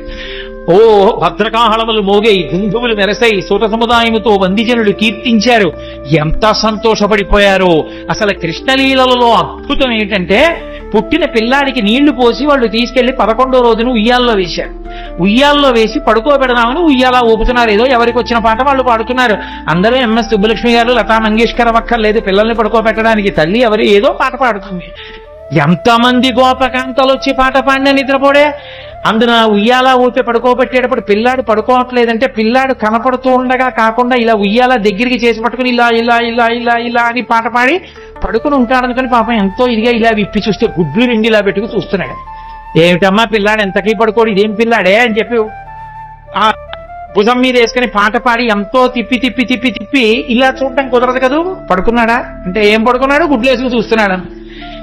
ఏం చేసినా పడుకోడు. ఇదెక్కడ పిల్లాడని ఆఖరికి యశోదాదేవి వచ్చి తల్లికి ఆఖరికి పెద్ద బ్రహ్మాస్త్రం ఏంటంటే బోర్లా పడుకోబెట్టేసి వీపు మీద ఇలా ఇలా ఇలా ఇలా కొట్టేస్తుంది. ఆ తొడ ఊపుతుంది, కొడుతోంది. ఎంతకీ పడుకోడు, వీపు చిట్లిపోతోంది. ఇదేమిటి, ఆది కూర్మంగా ఉన్నప్పుడు 100 పర్వతం తిరిగినా బాధపడలేదు కానీ ఈ కృష్ణావతారంలో ఇలా కొట్టేస్తున్నారు, నన్ను ఎందుకు ఇలా ఊపేస్తున్నారు అనుకున్నట్ట. లోకములు నిదురపోవగత నిదురుంపని శుభగుడు రమణులు జోకొట్టిపాడ నిదురం గైకొను క్రియ నోరకుండే కనుజరవకయున్నన్నారు పోతన గారు. ఓహో, ఈ దిక్కుమాలిన ప్రపంచానికి అలవాటు ఉంది, నిద్రపోతుంటారు వీళ్ళు కళ్ళు మూసుకొని. నాకు నిద్రపోవడం అలవాట్లేదు. నేను నిద్రపోతే లోకాలు నిర్వహించేవాడెవరు? నేను పడుకోమని జోకొట్టేస్తున్నారు, నేను కళ్ళు మూసుకోపోతే వీళ్ళు ఇలాగే కొడతారని నిద్రపోయిన వాళ్ళ కళ్ళు మూసుకుని. అప్పుడు వాళ్ళు సంతోషపడిపోయి జోజో కమలదల్లి క్షణ జోజో మృగరాజ మధ్య జోజో కృష్ణ జోజో పల్లవకర పద జోజో పూర్ణేందువదన జోజో యనచున్. సామాన్య గృహాల్లో జోజో జోజో అంటూ ఏ పాటలు పాడతారో పోతన గారి పద్యాలకి కూడా జోజో అని అలాగే పడిపోయి. మహానుభావుడు ఎంత దర్శనం చేశాడో. ఆ యశోద ఎన్ని ఆటలాడాడు నిజంగా యశోదతో. ఎక్కడికో వెళ్ళేవాడు, చాటున కూర్చుని ఎవ్వరూ చూడకుండా మట్టి తినేస్తుండేవాడు. బలరాముడు వచ్చి అమ్మ అమ్మ మట్టి తినేస్తున్నాడమ్మా అనేవాడు. అమ్మ వెళ్ళి ఆ నోరంతా శుభ్రంగా నోట్లో వేలు పెట్టి కడిగేస్తుంది. అమ్మ ఇలా ఇలా ఇలా పళ్ళ మధ్యలో పెట్టి కంఠం పట్టుకుని కొంచెం ఉమ్ము అని చెప్పి కడిగించి నాలికి ఇలా ఇలాను అనే దవడల్లో ఉన్న మట్టి అంతా తీసేసి వేలు పెట్టి ఇంకెప్పుడు ఇలా అనేది కానీ కొట్టలేకపోయేది. ఎందుకని? సర్వ జగత్తులను నిర్వహించే పరమాత్మ ముఖంలో ఆ సంతోషం, ఆ నవ్వు చూసేటప్పటికి ఆవిడ ఏమీ చేయలేదు. ఆఖరికి ఓ రోజున మళ్ళీ దొంగతనంగా మట్టి తినేస్తున్నాడు. ఆయన భార్యేగా భూకాంత మట్టి తింటున్నాడు. చూశాడు బలరాముడు. అమ్మా అమ్మ మళ్ళీ మట్టి తినేస్తున్నాడమ్మా అన్నయ్య అన్నాడు. ఆ తమ్ముడు మట్టి తినేస్తున్నాడమ్మా. పరిగెత్తుకొచ్చింది యశోద చేపట్టుకుంది. ఏరా మన్నీటికి భక్షింతువు మన్ నియమము లేల మన్నింతువు అన్నయో సతులును చెప్పెదరన్నామ నేల వేరు పదార్థము లేదే. గొప్పగా పడ్డాయండి పోతన గారికి పద్యాలు. ఏరా అన్నయ్య చెప్పాడు, నీ స్నేహితులు చెప్తున్నారు మన్ను తింటున్నావు. ఇది ఎక్కడికి సరిపడా? మన్ను తినడం ఏమిట్రా? చక్కటి వెన్నలేదా ఇంట్లో? పాలు లేవా? ఇటు మట్టి తింటా ఏమిటి? అంతే ఇలా చూశాడు, అన్నయ్య వంక నేరం చెప్పాడని. స్నేహితుల వంక చూశాడు, ఇంత పిల్లాడు కళ్ళకి కట్టినట్టు చూపించారండి పోతన గారు. అమ్మిలా చేయి పట్టుకుని మోకాళ్ళ మీద కూర్చుంది, ఎక్కడికి తప్పించుకోలేడు. తన మీద చాడీలు చెప్పి పట్టించేస్తున్నారని కోపం. అందుకని అమ్మా మన్ను తినంగనే శిశువునో యాకుంటినో వెర్రినో నమ్మంజూడకు వీరి మాటలు మదిన్న నీవు కొట్టంగ దారి మార్గము ఘటించి చెప్పెదరు కాదేని మదీయశ్చగంధం అగ్రానము చేసి నా వచనము తప్పైన దండింపవే అన్నాడు. ఏమిటమ్మా నేనేమన్నా పిల్లాన్ని అనుకుంటున్నావా, చేతకాని వాడిని అనుకుంటున్నా? అన్నయ్య తమ్ముళ్ళు అలాగే చెప్తారమ్మా స్నేహితులందరూ. నేనేం మట్టి తినలేదమ్మా, నిజంగా నేను మట్టి తినుంటే అమ్మా నేను నోరు తెరుస్తాను, వాసన చూడమ్మా, నా నోరు వాసన వస్తే నన్ను కొట్టేయమ్మా అన్నాడు. పిల్లాడంత దబాయించంత గబగబగబగ మాట్లాడేస్తుంటే ముచ్చటేసి ఏది నోరు తెరు వాసన చూస్తాను అని నోరు తెరిచాడు. పిచ్చి తల్లి వాసన చూద్దామని దగ్గరికి వెళ్ళింది. ఆ లలితాంగిక నుంగొనె బాలుని ముఖముందు జలధి పర్వత వన స్థితి భూగోళ తరణి శశి దిక్పాలాధికారండం వైన బ్రహ్మాండంబున సమస్త బ్రహ్మాండములు నందవ్రజం తను నందుడు కూడా కనబడ్డారు. అలయో వైష్ణవమాయయో ఇతర సంకల్పార్థమో సత్యమో తలపన్నేరగయున్నదానను యశోదాదేవి కానో పరస్థలమో బాలకుడెంత వీని ముఖస్థంబై అజండమ్ము ప్రజ్వలమయ్యుండుటకేది హేతువో మహాశ్చర్యంబు చింతింపగ. ఆశ్చర్యపోయింది, వీడి పిల్లాడా పరమాత్మ అనుకుంది. తనని ఎక్కడ పరమాత్మ అనుకుంటుందో అమ్మ ప్రేమకి దూరం అయిపోతానని మాయ గమ్మేశాడంతే. చీకటి పడింది. ప్రదోష వేళలో పిల్లలకి అన్నం పెడుతూ పూర్వం చీకటి పడేటప్పటికీ అమ్మా మాధవ కమలం తల్లి అంటూ వచ్చేవారు. ఇంట్లో మిగిలింది ఏమైనా ఉంటే వాళ్ళకి వేసేసేవారు. వాళ్ళు ఆ పిలుపు అది వాళ్ళ రూపం కొంచెం భయంకరంగా ఉండదు. కర్ర పట్టుకుని సాయంకాలం వేళ కుక్కలు వెంటపడతాయని ఓ సిల్వర్ పళ్ళెం పట్టుకుని వస్తుండేవారు ఇంటి ముందుకి. అమ్మా మాధవ కమలం తల్లి అన్నాడు. అప్పుడే చెప్పింది, ఒరే అన్నం తినరా అని. ఆ కథ చెప్పి ఈ కథ చెప్పి నోట్లో అన్నం పెడదా అంటే అని పెట్టు కూర్చున్నాడు. తింటలేదు అన్నం. పాపం వచ్చి అంది యశోద, భిక్షులు ఒత్తురు ఎచ్చిన భిక్షాపత్రమున వేచి బెగడించి నిను శిక్షింతురని చెప్పిన భిక్షులకని తల్లి కనియు భీతిల్లు నృపా. అవునరా, నేను పిలిచి ముద్దుగా చక్కగా గోరు ముద్దలు కలిపి వెన్న అన్నం పెడితే ఎందుకు తింటావు? కాసేపు ఆగి ముష్టి వాళ్ళు వస్తారు, అమ్మా మాధవ కమలం తల్లి అంటారు. నిన్ను తీసుకెళ్లి వాడి పాత్రలో పారేస్తాడు. వాడు అందులో పెట్టి మూత పెట్టి నిన్ను పట్టుకుపోతాడు. వాళ్ళు ఊరి చివర రావి చెట్టు కింద కూర్చుంటారు బాగా చీకటి పడ్డాక. అప్పుడు మూత ఇస్తారు, నిన్ను అక్కడ కూర్చోమంటారు. వాళ్ళు తెచ్చుకున్న అన్నం అంతా తింటారు. అప్పుడు ఆకలి వేస్తుంది కదా, అప్పుడు బాబు నాకు కూడా కొంచెం పెట్టరా అండి అని అడుగుతూ కానివి నోర్మయ్ అని వాళ్ళు తింటారు. అప్పుడు ఏడుస్తూ కూర్చుంది కానీ అప్పుడు అమ్మ ఉండదుగా పెట్టడానికి అంది. అలా చూస్తున్నాడు. ఈలోగా నిజంగా ఎవడో వచ్చి అమ్మ మాధవ కమలం తల్లి అన్నాడు. ఏదో పట్టుకెళ్ళి వేద్దామని పాప వాడు అడు తిరిగింది. వెనక నుంచి వచ్చి అమ్మని గట్టిగా పట్టేసుకుని రెండు కాళ్ళ మధ్యలో తలపెట్టేసి అమ్మ అమ్మ నన్ను వేసేయకమ్మా మాధవ కమలం తల్లి అంటూ వచ్చిన బిచ్చగాడికి వేసేయకమ్మా అన్నాడు. ఏమిటో పొద్దున్న నోట్లో లోకాలు చూసినట్టు అనిపించింది కానీ నా భ్రాంతి పిచ్చి పిల్లాడి ఇంత భయస్తుడు వీడి నోట్లో లోకాలు ఏమిటని పిచ్చి తల్లి మళ్ళీ మాయ వహించి కన్యం కుడుపుతో పాలు తాగుతూ ఉండేవాడు. మళ్ళీ విశ్వరూప సందర్శనం చేయించాడు తల్లికి. అసలు నిజంగా యశోద ఆడుకున్న ఆటలు విన్న పరీక్షిత్తు గుండెలు బాధేస్తున్నాడు. జగదీశ్వరునకు చన్నిచ్చు తల్లిగా ఏమి నోమునో చెయ్యి యశోద, పుత్రుడంచు అతని పోషించు తండ్రిగా నందుడేమి చేసే నందితాత్మ అని అడిగాడు. ఏమిటి లోకాలని పరిపాలించగలిగినటువంటి పరమేశ్వరుడికి తీసుకెళ్లి నా కొడుకని చెప్పి పాలివ్వడమా? ఈ లోకాలన్నిటికీ ఇలా వేలు చూపించగలిగిన పరమాత్మకి నందుడు వస్తుంటే భయం భయంగా నక్కి నించోడమా? ఆయన చెప్పులు ఇప్పితే తీసి పక్కన పెట్టడమా? నాన్నగారండి నాన్నగారండి అని మంచినీళ్లు తెచ్చివ్వడమా? ఏరా అంటే నాన్నగారండి ఆవుల్ని తీసుకొచ్చాను అని భయం భయంగా చెప్పడమా? ఏం పుణ్యం చేశారయా వీళ్ళిద్దరూ అంటే ధరాద్రోణుల వృత్తాంతం చెప్పవలసి వచ్చింది సుఖబ్రహ్మ. మహానుభావుడు కృష్ణ భగవానుడి లీలలు ఎన్ని లీలలండి, కళ్ళకి కట్టినట్టు వర్ణించారు. నేను ఇన్ని లీలలు ఎందుకు తలకొట్టుకు చెప్తున్నానంటే కృష్ణావతారంలో కృష్ణలీలలు వింటే మనసు మీద దాని ప్రభావం ఉంటుంది అని ఓ వాక్యం చెప్తే దాని అర్థం ఏమిటో బాగా ఆవిష్కరించిన వాడిని కాకుండా పోతానని. అవి వింటున్నప్పుడు మన మనసులో కృష్ణ పరమాత్మ యొక్క ముద్ర ఎలా పడుతుంది, ఆ లీలల వలన మనకి ఎంత ప్రయోజనాన్ని చేకూర్చాలని చేశాడన్న దానికోసం నేను ఈ లీలల్ని ఆవిష్కరించడం జరిగింది. నిజంగా ఆ కాళీయమర్దనంలో విసదామోదరు పాదగాతనగతుల్ వేవేల చందంబులన్ ప్రసభాటోపముచూపబాపణ చటామండలం వసహంపై తగిలిన్ మళుల్ చదరగా నాస్యంబులన్ చోడితం బెసగన్ దంష్టలు నుగ్గుగా కరుణ వస్నిజ్వాలికల్ వెల్వడన్. ఆ తోట పట్టుకుని ఆ పడగల మీదకెక్కి ఒక్కొక్క పడగ కిందకి దిగేట్టుగా గుద్ది పైకి లేస్తుంటే మళ్ళీ ఎక్కి తొక్కుతుండేవాడు. యమునా వీచ మృదంగ వజ్జములు మ్రోయం తీర గోపౌఘర్ష మనోజ్ఞ ఘనితంబు గేయముగ జంచత్తాళి తవ్యాళి రంగ తరంగ తలంబునన్ పశుపతిన్ గంజాక్షు నిర్మర్దనాక్ష ముహృద్యాద్భుత భీమమై పరగ దివ్యశ్రేణి చూచెందివిన్. అద్భుతమైనటువంటి తాండవం ఆ కాళీయుడి పడగల మీద. ఎన్ని లీలలు ఒకటా రెండా, ఎన్ని లీలలు చేశాడో మహానుభావుడు. ఆఖరికి గోపాల బాలురందరితో కలిసి చల్తి తిండం. మనం ఏదో ఆ కార్తీక మాసం వచ్చేటప్పటికి వనభోజనం అంటాం. అసలు నిజంగా వనభోజనానికి ఆద్యుడెవరు అంటే కృష్ణ పరమాత్మే. గోపాల బాలురందరితో కలిసి ఆ చల్ది బంతులు తినడం కోసమని బయలుదేరాడు. ఏదో ఇంట్లో ఉన్నటువంటి సద్యన్నం ఆవకాయ ముద్దలు పట్టుకుని బయలుదేరారు వాళ్ళందరూ. ఓడి పెసరావకాయ, ఓడి ఆవకాయ, ఒకటి మాగాయ, ఒకటి కాయావకాయ, రకరకాల బూరగాయలు అన్ని పట్టుకుని బయలుదేరారు. అందరూ వెళ్ళారు. చిత్రం ఏమిటంటే ఆ పిల్లలకి కృష్ణ పరమాత్మ చెప్తే తప్ప ఆకలేస్తోందన్న విషయం కూడా తెలియదు. ఆ స్వరూపం అటువంటిది. ఎండన్మగ్గితిరకటింబడితిరా రెండు ఎలా విచారింపగా రెండో బాలకులారయనచున్. ఆకలేస్తోంది, మీకు ఎండెక్కిపోయింది, రెండిరా అన్నం తినండిరా అని అందరినీ పిలిస్తే వాళ్ళు ఇలా పంక్తి వేసుకుని తినరు వాళ్ళు. ఎందుకంటే వాళ్ళకి కృష్ణుడు కనపడాలి. అందుకని వాళ్ళు గుండ్రంగా కూర్చుంటారు. పోతన గారు అన్నారు, జలజంత స్థిత కర్ణికం తిరిగిరా కూర్చుండి వీక్షించుచున్ శిలలున్ పల్లవముల్ లతల్ తీగలు పత్రంబులు పుష్పంబులు కంచంబులుగా భుజించిరతటన్ గోపర్భకుల్ భూవర. జలజాంత స్థిత కర్ణికం తిరిగిరా సంఘంబులయ్యున్న. వాళ్ళందరూ ఒక పద్మం ఎలా ఉంటుందో దానికి రేకులు చుట్టూ ఎలా ఉంటాయో అలా ఉంటే మధ్యలో దుద్దులా కృష్ణుడు నించుంటాడు. వాళ్ళకి ఎంత భక్తి అంటే తెలిసో తెలియకో ఆ మధ్యలో నిలబడిన కృష్ణుడు ఏదో పరమాత్మ స్వరూపంగా నిలబడ్డం కాదు. ఆవుల్ని దూడల్ని కాసే కృష్ణుడు ఎలా ఉంటాడో అలాగే మట్టి కాళ్ళతో మట్టి చేతులతో పొద్దున్న స్నానం చేయరు, సాయంకాలం స్నానం చేస్తారు గోపాల బాలురు.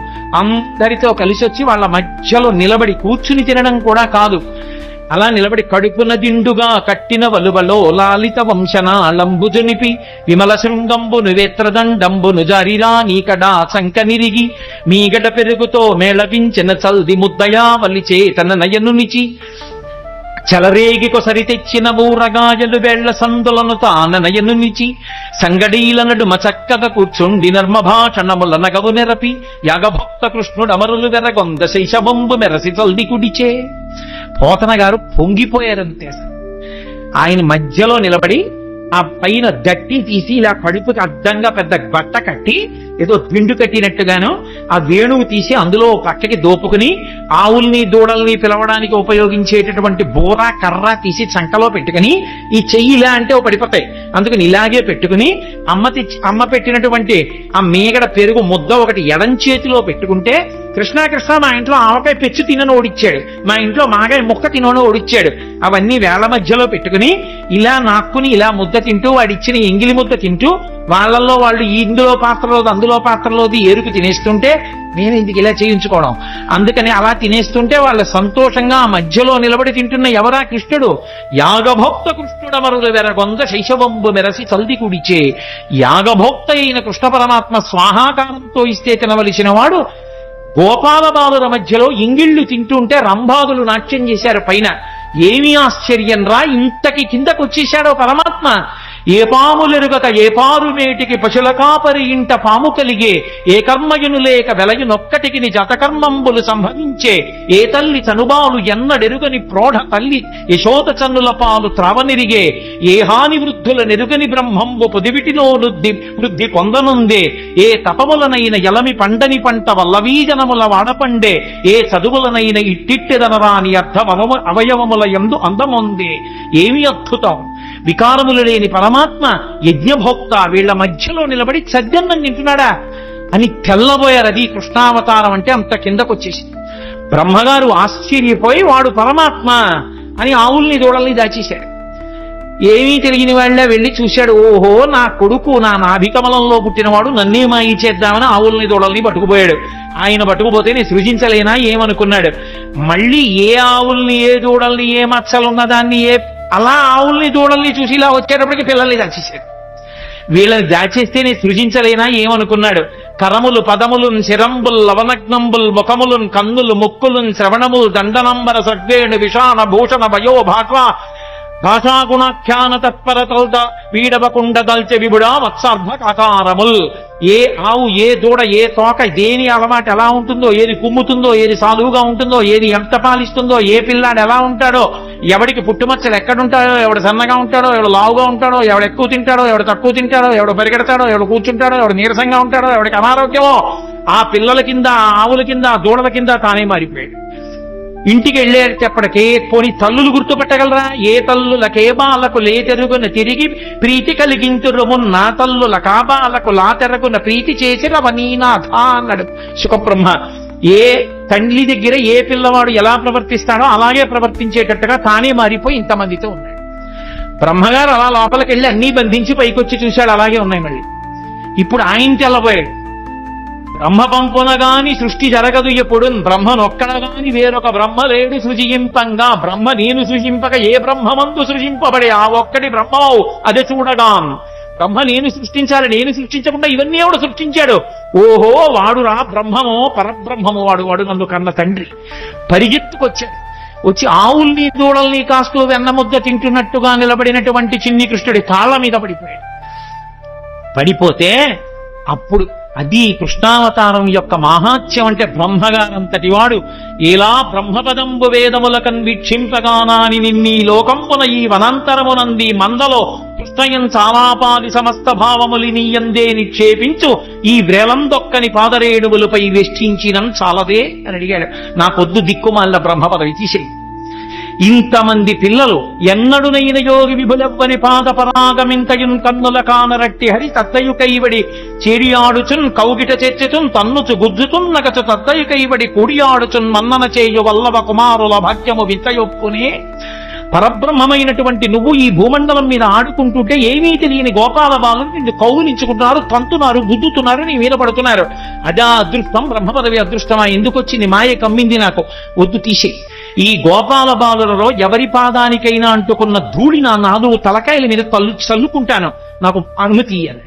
అహోభాగ్యం అహోభాగ్యం నందగోప వ్రజౌకసాం యన్మిత్రం పరమానందం పూర్ణం బ్రహ్మసనాతనం అంటారు వ్యాసుల వారు మూల భాగవతంలో.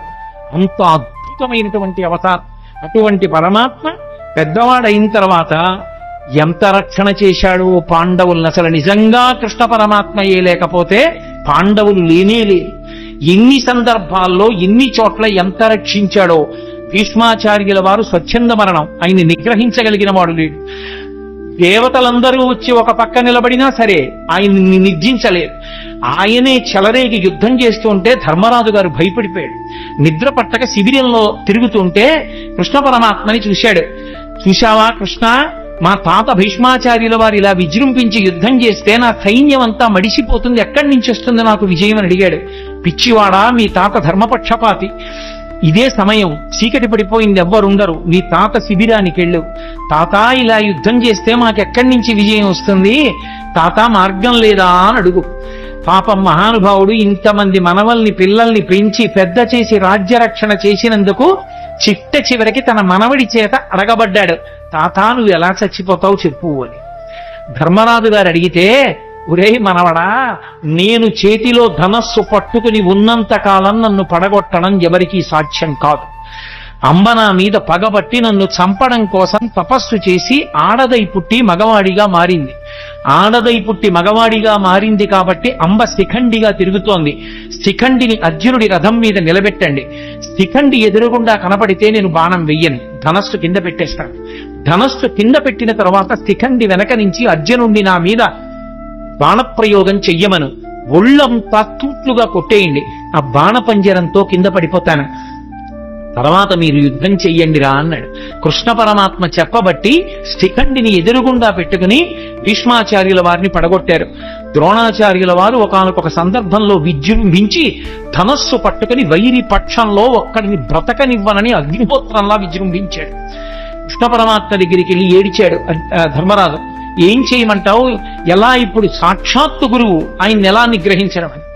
ఒక్కటే కార్యం, భీమసేన నువ్వు వెళ్ళి అవతల వైపు సైన్యంలో అశ్వత్థామ అని పేరు కలిగినటువంటి ఏనుగుంది, నీ గదాదండంతో దాన్ని చంపేసి, చంపేసిన తర్వాత గట్టిగా అరువు, అశ్వత్థామ హతః అన్నారు. యుద్ధం చేస్తున్నాడు ద్రోణాచార్యుల వారు. భీమసేనుడు వెళ్ళి ఆ ఏనుగుని చంపు ఒక పెద్ద అరుపు అరిచాడు. అశ్వత్థామహత అన్నాడు. నమ్మలేదు ద్రోణాచార్యుడు. నన్ను నా ఉత్సాహాన్ని తగ్గించడానికి అరుస్తున్నాడని అదే బాణ పరంపర కొనసాగిస్తున్నాడు. ధర్మరాజు పరిగెత్తికెళ్ళాడు కృష్ణుడి దగ్గరికి. పెద్ద ధర్మాన్ని నిలబెట్టడానికి చిన్న అధర్మం చెయ్యక తప్పదు ధర్మరాజా. అశ్వత్థామహత అండం నీకు ఇష్టం లేకపోతే నువ్వు కనపడు చాలు. మనసులో అనుమానం ఉంది ద్రోణుడికి, అడుగుతాడు. నువ్వు చెప్తే మాత్రం నమ్మి తీరుతాడు. ఆయన ధనస్సు వదిలేయాలంటే ఒక్కటే మార్గం. నువ్వు ఆయన ముందు చెప్పావో అశ్వత్థామ చచ్చిపోయాడని ధనస్సు కింద పడేస్తాడు. కొడుకు మీద వ్యామోహం. అందుకని అశ్వత్థామహత అను అంటే గురువు ఎదురుగుండా నిలబడిన వాడు అంత మాట అనడమా నేను అననన్నాడు. ప్రాణమైపోయినా నేను అనక తప్పదు. పెద్ద సత్యాన్ని పెద్ద ధర్మాన్ని ఆవిష్కరించడానికి చిన్న అధర్మం చెయ్యాలి. పోనీ అబద్ధం చెప్పద్దు. అశ్వత్థామహత అని గట్టిగా అని కుంజరహ అని మెల్లిగాను. కుంజరహ అంటే ఏనుగు. ధర్మరాజు గారు వెళ్ళగానే చూశాడు ద్రోణాచార్యుల వారు అబద్ధమాడ్డం అని. ధర్మరాజా అశ్వత్థామ ఏమయ్యాడన్నాడు. అశ్వత్థామహత కుంజరహ అన్నాడు. ధర్మరాజు గారి నోటి వెంట ఆ మాట విన్నాడంతే వదిలిపెట్టేశాడు. వదిలిపెట్టేయడం ఏమిటి, బాణాలు కొట్టేశాడు అర్జునుడు. దృష్టజ్యుమ్నుడు ఒక్క దూకు దూకి ద్రోణాచార్యుల వారి శిరస్సు కోసేశాడు. ద్రోణాచార్యుల వారు చనిపోయారు. ద్రోణాచార్యుల వారే పడిపోకపోతే యుద్ధంలో గెలిపెక్కడిది? ఇవన్నీ ఒకెత్తు. సైంధవుడు యుద్ధానికి వచ్చినప్పుడు పరమశివుడి గురించి తపస్సు చేశాడు. పరమశివుడి గురించి తపస్సు చేసి పంచపాండవుల్ని గెలిచే వరం ఇమ్మన్నాడు. పంచపాండవుల్ని గెలవడం నీ తరం కాదు, పాశుపతాస్త్రం నేనే ఇచ్చే అర్జునుడికి. అర్జునుడిని తక్క మిగిలిన నలుగురిని ఒకరోజు మాత్రం యుద్ధంలో గెలుస్తా ఉన్నాడు. అర్జునుడు దూరంగా ఉండడం చూసి అభిమన్యు కుమారుడు పద్మవ్యూహంలోకి వెళ్తే సైంధవుడు నలుగురిని, ధర్మరాజు, భీముడు, నకులుడు, సహదేవుడిని నలుగురిని లోపలికి వెళ్లకుండా చూసి అభిమన్యుడు చచ్చిపోవడానికి కారణమయ్యాడు. అందుకనే సైంధవుడు అడ్డుపడ్డాడంట.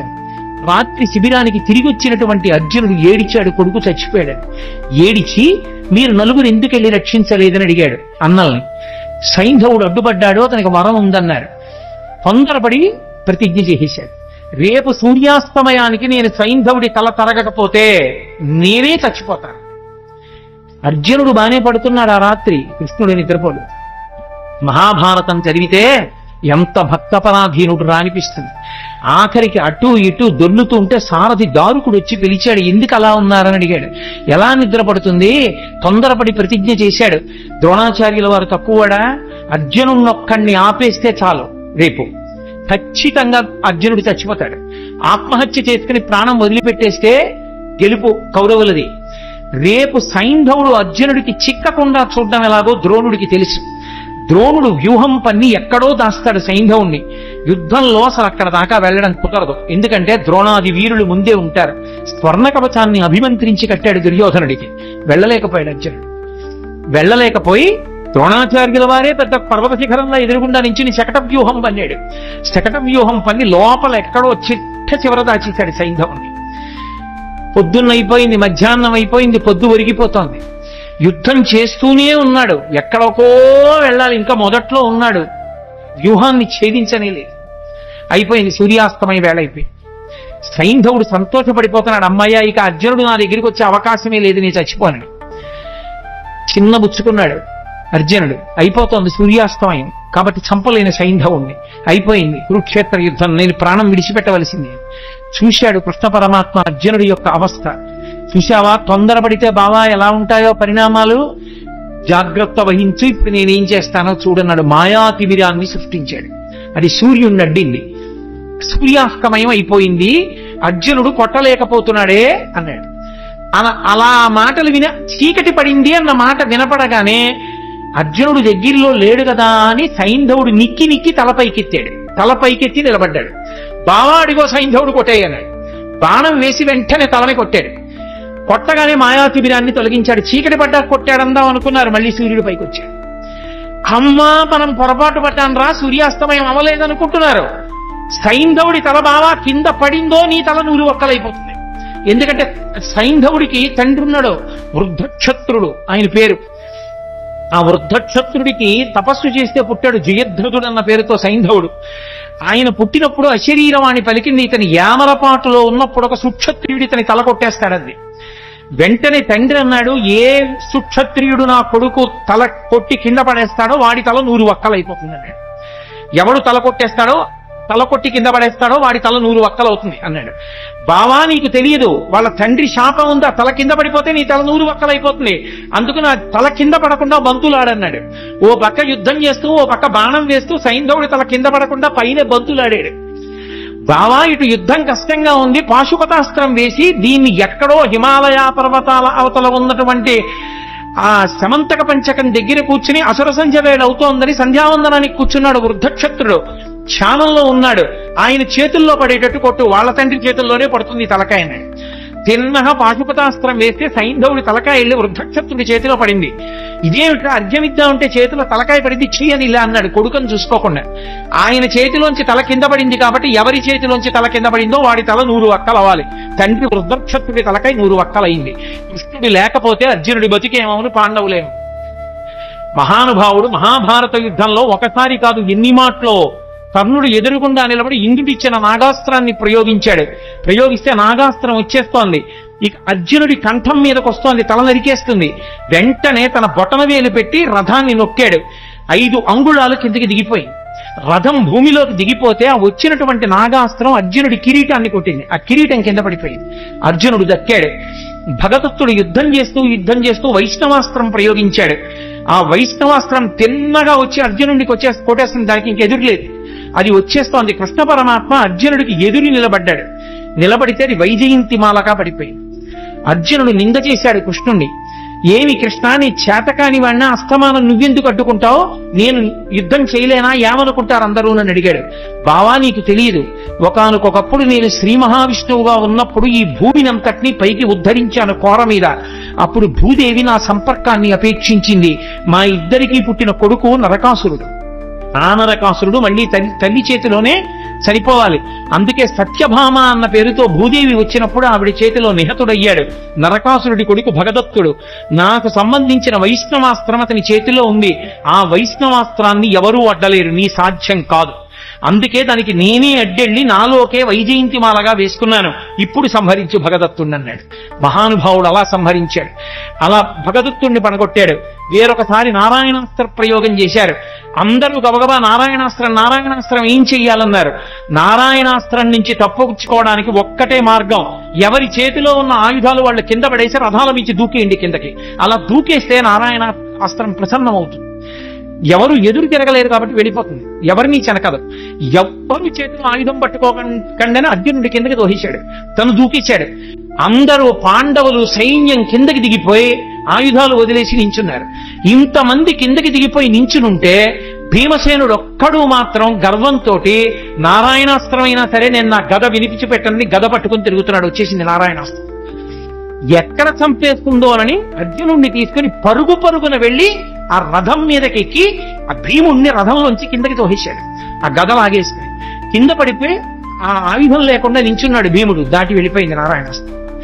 ఎన్ని మాటలు రక్షించాడు, ఒక మాట 2 మాటల. మహాభారతం జరిగితే కృష్ణ పరమాత్మ యొక్క రక్షణ పాండవులకి ఎన్నిసార్లు ఎన్ని మాటలు రక్షించాడో మహానుభావుడు. ఎంతమంది రాక్షసుల్ని కురుక్షేత్రం వరకు రాకుండానే నిగ్రహించాడు జరాసంధాదులను. లేకపోతే ఎంత ప్రమాదం జరిగి ఉండేది. ఆఖరికి ఒకానొక సమయంలో అయితే అర్జునుడు దూరంగా ఉండడం చూసి కర్ణుడు చాలా భయంకరమైనటువంటి యుద్ధం చేశాడు ధర్మరాజు గారితో. ధర్మరాజు గారు ఆ యుద్ధంలో తట్టుకోలేకపోయాడు. తట్టుకోలేక కర్ణుడి చేతిలో విశేషంగా దెబ్బలు తిని ఇంటికి వచ్చాడు. అర్జునుడు తిరిగి వచ్చాడు.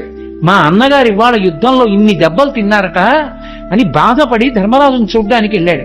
ధర్మరాజుకి ఎక్కడ లేని ఆగ్రహం వచ్చి, నువ్వు కర్ణుణ్ణి నిర్జించలేదు, నేను ఇంత బాధపడ్డాను, నీకు చేత కాకపోతే ఆ గాంధీవం ఎవరికన్నా ఇవ్వకూడదా అన్నాడు. వెంటనే అర్జునుడు కృష్ణుడి వంక తిరిగి అన్నాడు, గాంధీవం నీకు చేత కానప్పుడు ఎవరికైనా ఇవ్వకూడదా అని నన్ను ఎవరైనా అంటే వాళ్ళని చంపేస్తానని ప్రతిజ్ఞ చేశాను. ప్రతిజ్ఞాభంగం చేయకూడదు. కాబట్టి బావా నేను ఇప్పుడు ధర్మరాజు గారిని చంపేయాలి, అన్నయ్యని ఎలా అని అడిగాడు. అడిగితే అయ్యో ఇప్పుడు ధర్మరాజు గారిని చంపేస్తే యుద్ధం ఎలాగయా, ఈ ప్రతిజ్ఞలు బాగున్నాయి, గాంధీవం ఎవరికన్నా ఇచ్చేయి అన్నవాడిని చంపేస్తానని ప్రతిజ్ఞ చేశావా? ధర్మరాజు అన్నాడా? అందుకని అన్నయ్యని చంపేస్తావా? ఇదెక్కడి ప్రతిజ్ఞ? చంపేయడంతో సమానం ఏమిటంటే ఏకవచన ప్రయోగం చేయడమే. గురువుని కాని, తండ్రిని కాని, అన్నని కాని ఏకవచన ప్రయోగం చేస్తే అంటే గౌరవం తప్పించి ఏకవచన ప్రయోగం చేస్తే, ప్రత్యేకించి గురువుని చంపేసిన పాపం వేయడానికి ఎప్పుడు వేస్తారంటే ఏకవచన ప్రయోగం చేస్తే. అందుకని ఏకవచన ప్రయోగం చెయ్యి, నువ్వు అని మాట్లాడితే నువ్వు ధర్మరాజుని చంపేసినట్టే, అక్కడతో వదిలిపెట్టేసేయను. ధర్మరాజుని నువ్వు అని సంబోధించి మాట్లాడాడు అర్జునుడు, కాబట్టి నువ్వు అన్నయ్యని చంపినట్టే, ఇంకా వదిలిపెట్టేసేయన్నాడు. మళ్ళీ అన్నాడు, నేను అన్నయ్యని చంపేసిన పాపం మూట కట్టుకున్నాను కాబట్టి నాకు ఈ దిక్కుమాలిన యుద్ధం వద్దు, నేనే చచ్చిపోతాను. మళ్ళీ ఇదోటి మొదలెట్టావా? ఇప్పుడు నువ్వు చచ్చిపోతే యుద్ధం జరుగుతుంది రా నాయన అన్నాడు. అన్నయ్యనంత మాట అన్నాను, అన్నయ్యని చంపిన పాపం నా ఖాతాలోకి వచ్చింది కాబట్టి నేను చచ్చిపోతానంతే. ధర్మరాజునంత మాట అన్నాక ఇంకా నేను యుద్ధం చేయను అన్నాడు. ఇప్పుడు నువ్వు చచ్చిపోయినంత పని చెయ్యాలంటే ఒకటే, నిన్ను నువ్వు పొగుడుకో చచ్చిపోయినట్టే అంటే. అప్పుడు అర్జునుడు తనని తాను పొగుడుకున్నాడు, ఇప్పుడు నువ్వు చచ్చిపోయినట్టే.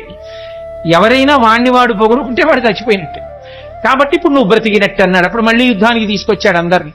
ఒకసారా, 2 సార్లా, ఎన్నిసార్లు? ఆఖరికి యుద్ధం అంతా అయిపోయింది.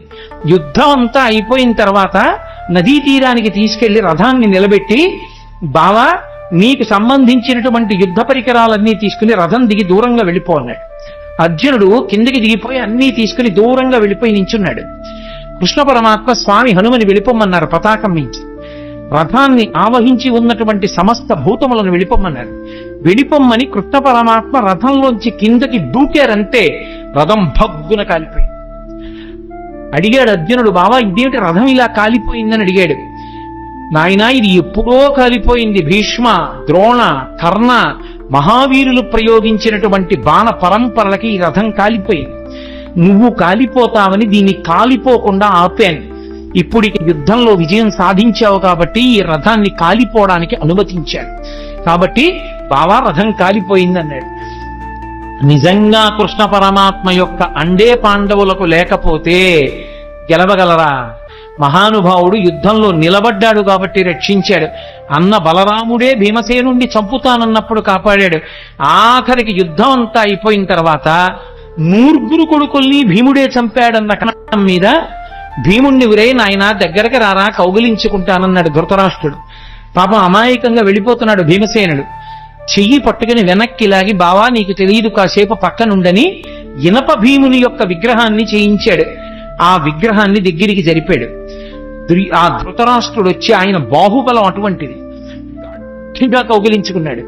ఆ భీముడి విగ్రహం పిండైపోయి కింద పడిపోయింది. అయ్యో భీమా చచ్చిపోయావా నాయనా అని దొంగేడుపు మొదలెట్టాడు. నువ్వు ఎడవక్కర్లేదులే, భీముడు బ్రతికే ఉన్నాడు, ఇప్పటికీ నీకు బుద్ధి రాలేదా అని మాట్లాడాడు. లేకపోతే ఏమైపోను, గాంధారి పంచపాండవుల్ని శపించాలనుకుంది. ఒక్కొక్కళ్ళని పిలిచి మాట్లాడితే హడిలిపోయి పారిపోయారు ఒక్కొక్కడు. చిట్ట చివర ధర్మరాజుని పిలిచింది. అమ్మ తప్పు చేసిన పిల్లాడిని పిలిస్తే, అమ్మా కుట్టినా నీ ఇష్టం, చంపినా నీ ఇష్టం అమ్మా, తప్పు చేశానని కాళ్ల మీద పడిపోతే ఏమీ చేయలేని తల్లిలా ధర్మరాజు వచ్చి గాంధారి కాళ్ల మీద పడిపోతే పెద్ద నిట్టూర్పు విడిచింది. ఆ నిట్టూర్పు విడిచినప్పుడు ఆవిడ కళ్ళకి కట్టుకున్న బట్ట జారింది. జారినందుకు ఆవిడ కళ్ళల్లోంచి వచ్చినటువంటి కాంతి ఆ ధర్మరాజు గారి పాదాల వేళ్ల మీద పడింది. ఆయన వేళ్లు కాలి బొబ్బలెక్కిపోయాయి. అంతటి తీవ్ర దృక్కులతో చూసింది. చిట్ట చివరికి పాండవులను రక్షించినందుకు గాంధారి వలన కృష్ణ పరమాత్మ శాపం పొంది అవతార పరిసమాప్తి చేశాడు. భక్తపరాధీనుడై మహానుభావుడు ఎంతమందిని రక్షించాడో. అందుకే భీష్మాచార్యుల వారు భాగవతంలో స్తోత్రం చేస్తూ, త్రిజగన్మోహన నీలకంతితను ఉద్దీపింప ప్రభాత నీరజబంధు ప్రభమైన చేలముపయిన్ రంజిల్ల.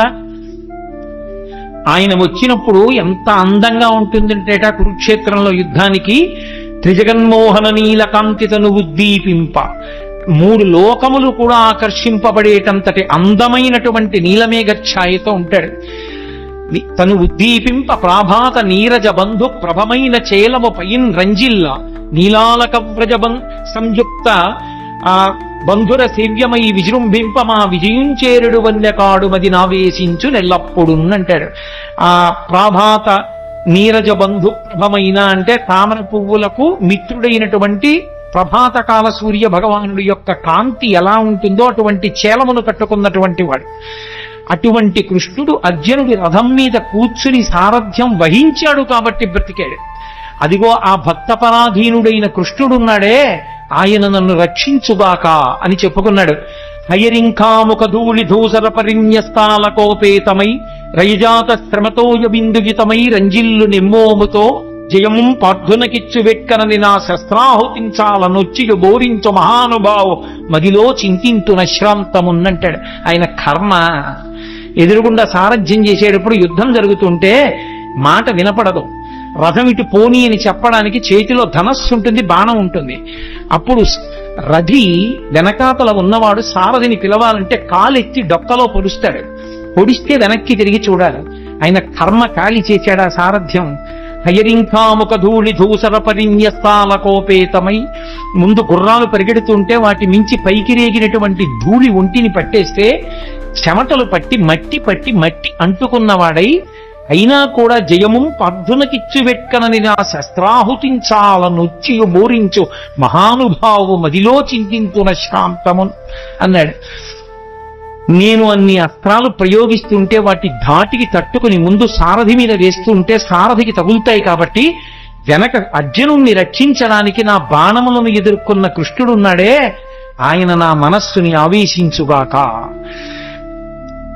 అలాగే మహానుభావుడు ఒక సూర్యుండు సమస్త జీవులకు తానొక్కొక్కడైతోచు పోలిక ఏ దేవుడు సర్వకాలము మహాలీలన్ నిజోత్పన్న జన్య కదంబ హృత్సరోరుహములన్ నానా విధానము రూపకుడయ్యొప్పు ఈశ్వరుని ప్రార్థింపు నశ్రాంతమున్నంటాడు. ఒక్క సూర్యుడు ఒక్కొక్కళ్ళకి ఒక్కొక్క సూర్యుడిగా కనపడినట్టుగా ఉండి అందరినీ రక్షించేటటువంటి పరమాత్మ రాశీభూతమై కృష్ణుడిగా అర్జునుడి రథం మీద కూర్చుని యుద్ధం చేశాడే, ఆయన మమ్ము రక్షించుగాక.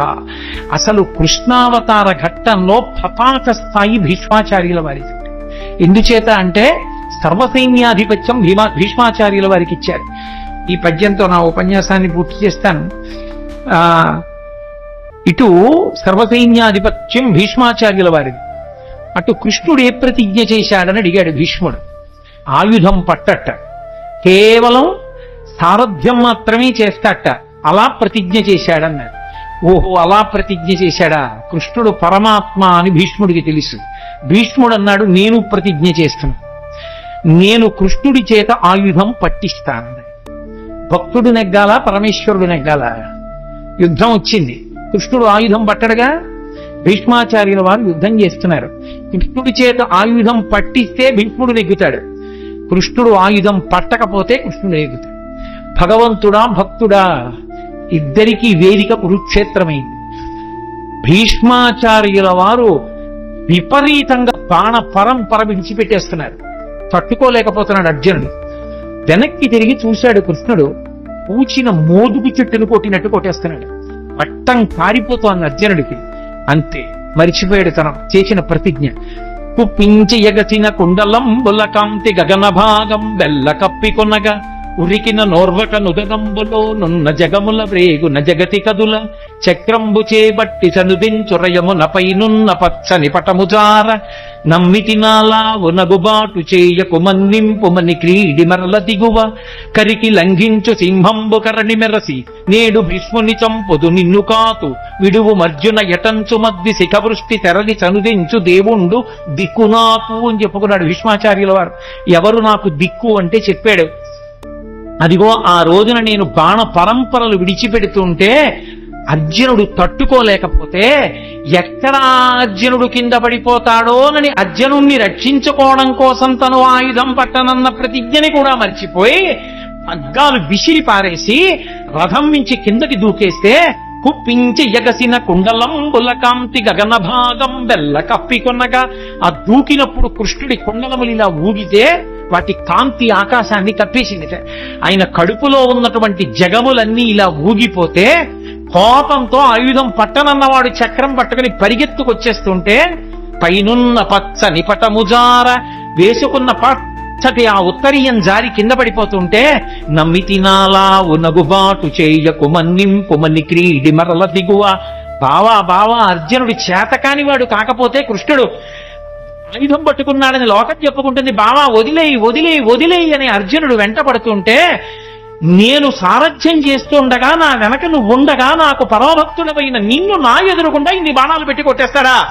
సంపేస్తాను ఇవాళ భీష్మాచార్యుల వారిని ఏమనుకుంటున్నాడోనని కరికి లంఘించు సింహంబు కరణి మెరసి నేడు భీష్ముని తంపుదు నిన్ను కాతో విడువు మర్జున యటంచు మధ్య శిఖవృష్టి తెరలి తనుదించు దేవుళ్ళు దిక్కు నాకు.